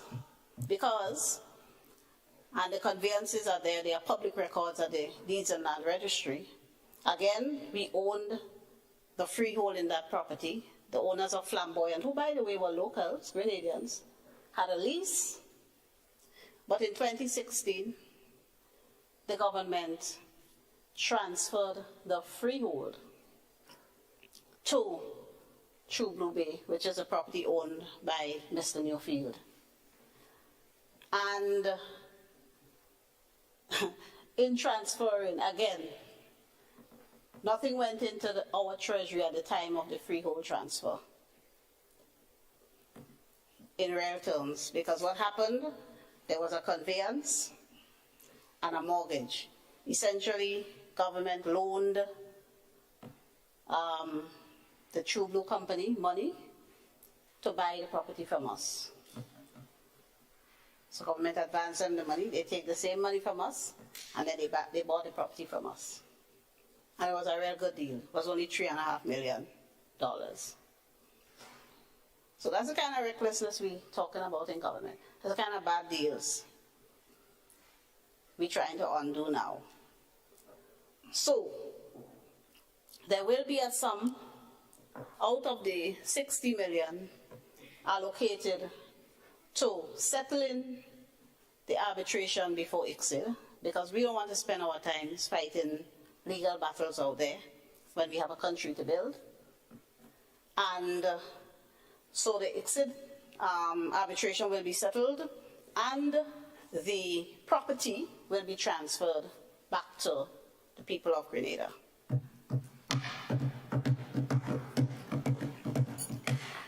Madam President, the government will also acquire the old Cable and Wireless building on the Carenage, and there is an allocation of about $4.8 million EC to acquire that property, and to be used by the Royal Grenada Police Force. Also, Madam President, included in this $60 million is allocation to acquire 89 acres of land at Calavini and we're acquiring this from a local. I like to make that distinction because we don't sell out. So we're acquiring this from a local, and the purpose of acquiring this 89 acres of land is to construct our new state-of-the-art teaching hospital, as we have prioritized healthcare and all aspects of healthcare as one of our pillars of transformation. And the total price for this property would be 35 million EC dollars. It averages just around $8 a square foot. So we again negotiated a good deal. $8 a square foot. And we will have to pay the company from which we are purchasing this property half at this point, and then half, the remaining half, over a period of time.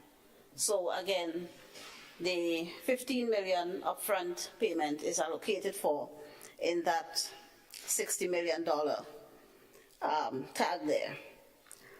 There are some other small properties which, based on the stage at which we are in the negotiation, again in the Grand Anse area, because we are intent on doing right by the people of Grenada and making sure we return that prime real estate to the people.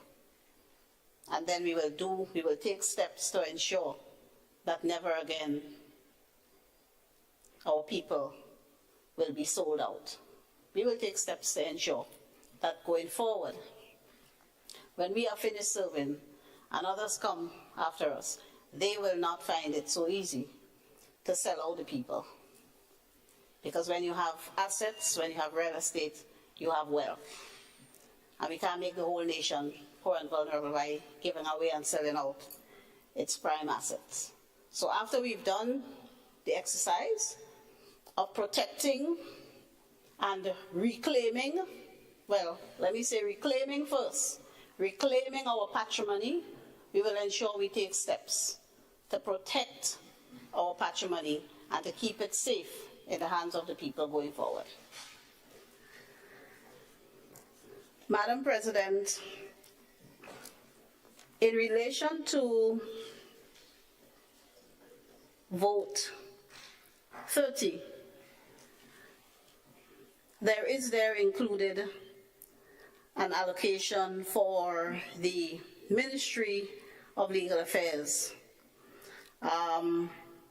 to ensure that the Ministry of Legal Affairs has a home. As it stands now, the Ministry of Legal Affairs and the Office of the Attorney General, we are scattered all over the ministerial complex, and some people are actually working remotely.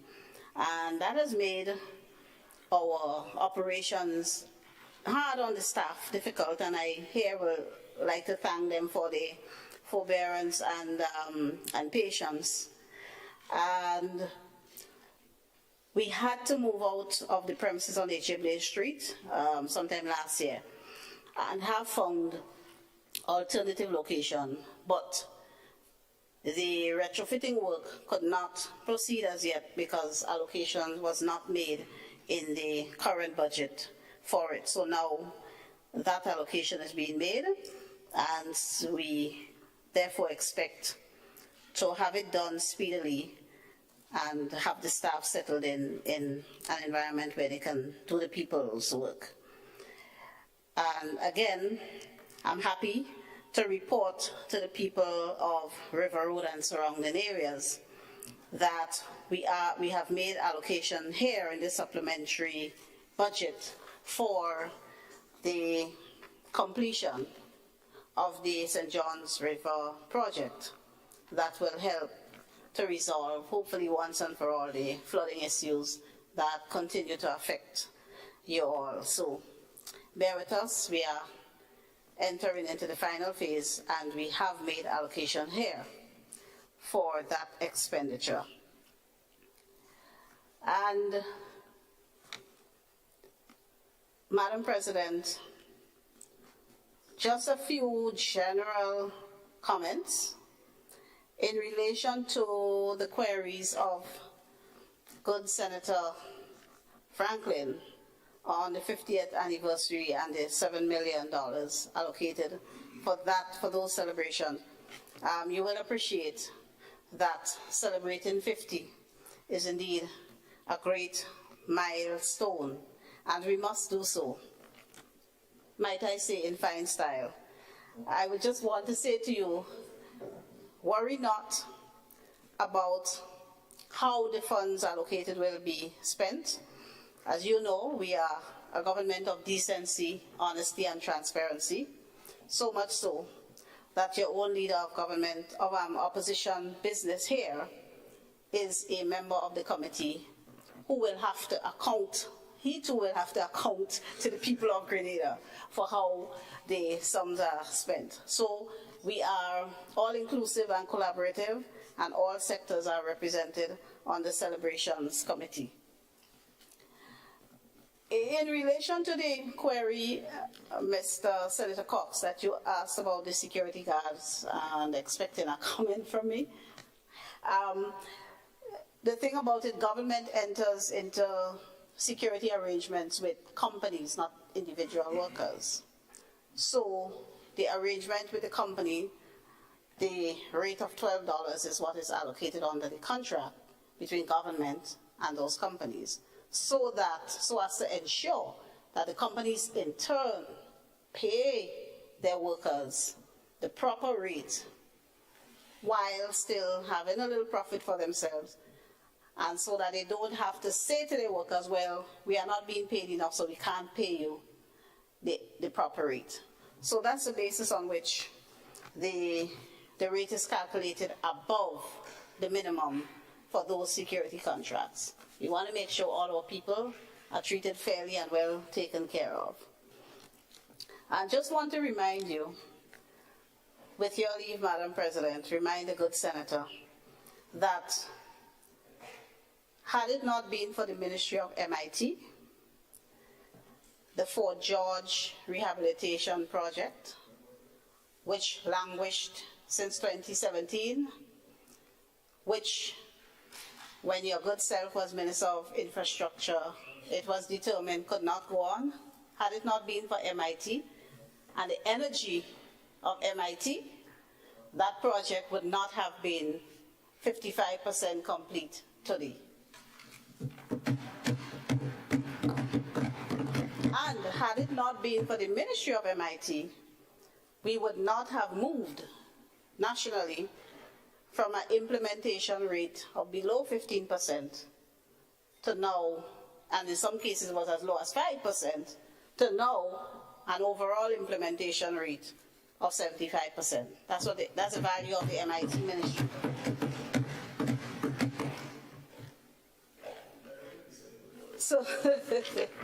So Madam President,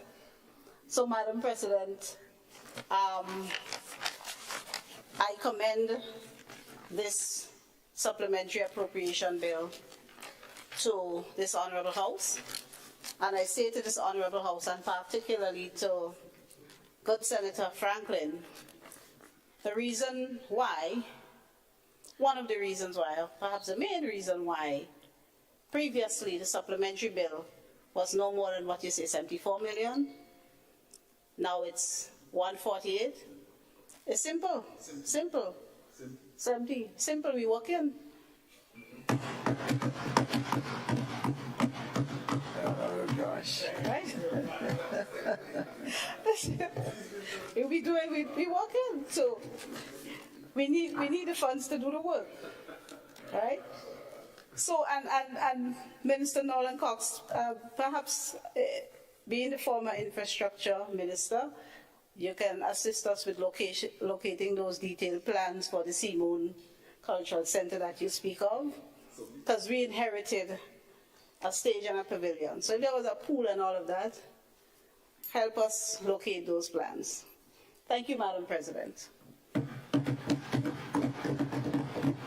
I thank the learned Minister of Labour, Attorney General, and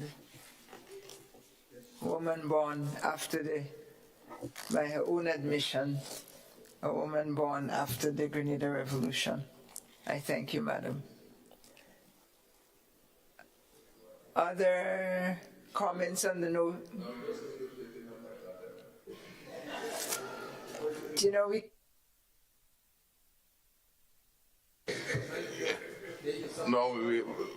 Madam President, no, we are just trying to see if we need a motion for lunch or not. I think that was just negotiated. Yeah, but I could speak. It's not a problem if it's okay. I'm not too sure what Madam President wants to say without leading her. Yeah, okay. No problem.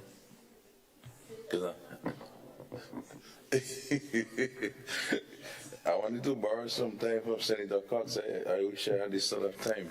But don't worry. The day will come.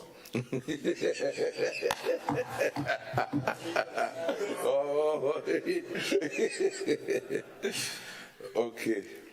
Thank you, Madam President, and I think it was very good listening to all the presentations earlier and trying to keep awake. Supplemental budget, basically, we're speaking about a budget of new allocations as we have in front of us.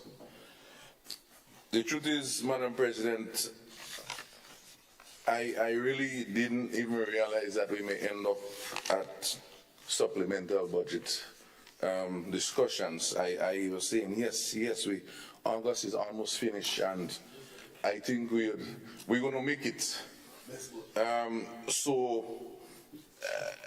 Why is I like to speak and I like to discuss? I really thought we would not have had to discuss the supplemental. But of course we know in times there are certain key issues that may come up. In our personal lives, we do have supplementals that we fund in different ways. In some ways we have to do it out certain things.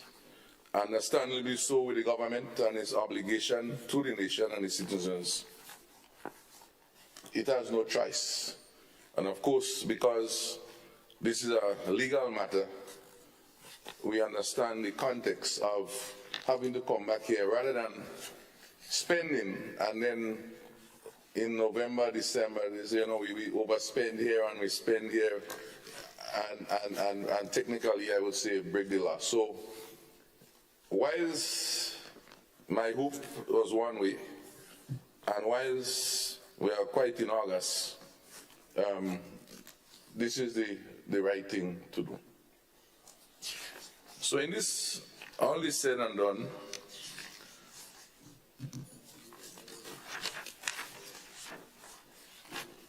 I've been reading the different votes for the different sections, and I will make some comments. I also have, which I think was good, the supplemental estimates for the approval with the notes. I thought that was very instructive in terms of trying to see how we got there. I thought that was very helpful, although I have some questions there. And I will speak to this and I'll speak to some other things. So, if I may start under vote 10, I think everybody is speaking about this independence, because I think it's more than just the budget amount. I think this is a very important milestone for the country, and as such, there is keen interest in this area. And I think it's not so much maybe about how much is spent, but I think we're concerned about what are the activities, what is happening, so we could start planning what to plan for. Right? I think that is, and it's interesting because I think based on some of the questions asked on this side, I heard a lot of the responses on the other side, and I was very happy to hear the details presented by Senator Joseph in terms of the land and how the money is spent, and this was good. But the one on independence, we are still waiting for the answers on that. So I hope that by the time the leader of government business come to rebut, he might be able to share those details. I think that is a key one that is missing in the whole spirit of the debate. My main issue here is that I didn't pick up that this $7.5 million is really intended to spend in this period. So the question is, would this $7.5 million be on 100% implementation rate by December? Or would they only be using $2 million now and the other $5.5 million in next year? And so, if we're going to roll over, then we could have cut it and say we need $2 million to bring us to December, and then when December comes, you put it over, because it's for a different period. And so if you don't spend it, it would end up to the same issue as implementation is minus, because you really had maybe another 70% of money that you didn't spend because the event don't even reach yet, so you can't even spend anything. And I don't think that this whole scene anyway will say, no, we can't spend on independence. In fact, we may want to spend more, depend on what the plan is. And as such, it will be very helpful to hear two things. One, what are some of the events, and I think we have an opportunity still in the closing from the leader of government business, and two, how much money we really aim to spend between now and December. I think that would be the real answer that would clear a lot of people's mind. In fact, interesting, it says some appropriation will be required in 2024. So it means that this 7.5, which we don't even think will spend all by December, we still will put more to it. How much is that more? And I think the celebration is for the whole year in 2024. It's not just February. So I'm not no big mathematician. I think Nilon is in the side of the house. If you do some quick maths, you'd realize that if in 4 months you plan to spend 7.5 million, then in the real heat of the thing, in the next 12 months, it means that we could have a budget of close to it's close to about $20-something million. We may expect to see this escalating. But nothing is wrong with that, if it's justifiable and we can all see the global benefit. Because I don't believe that this celebration should only happen in Grenada, CARICOM, PD, Martinique. The celebration needs to go out to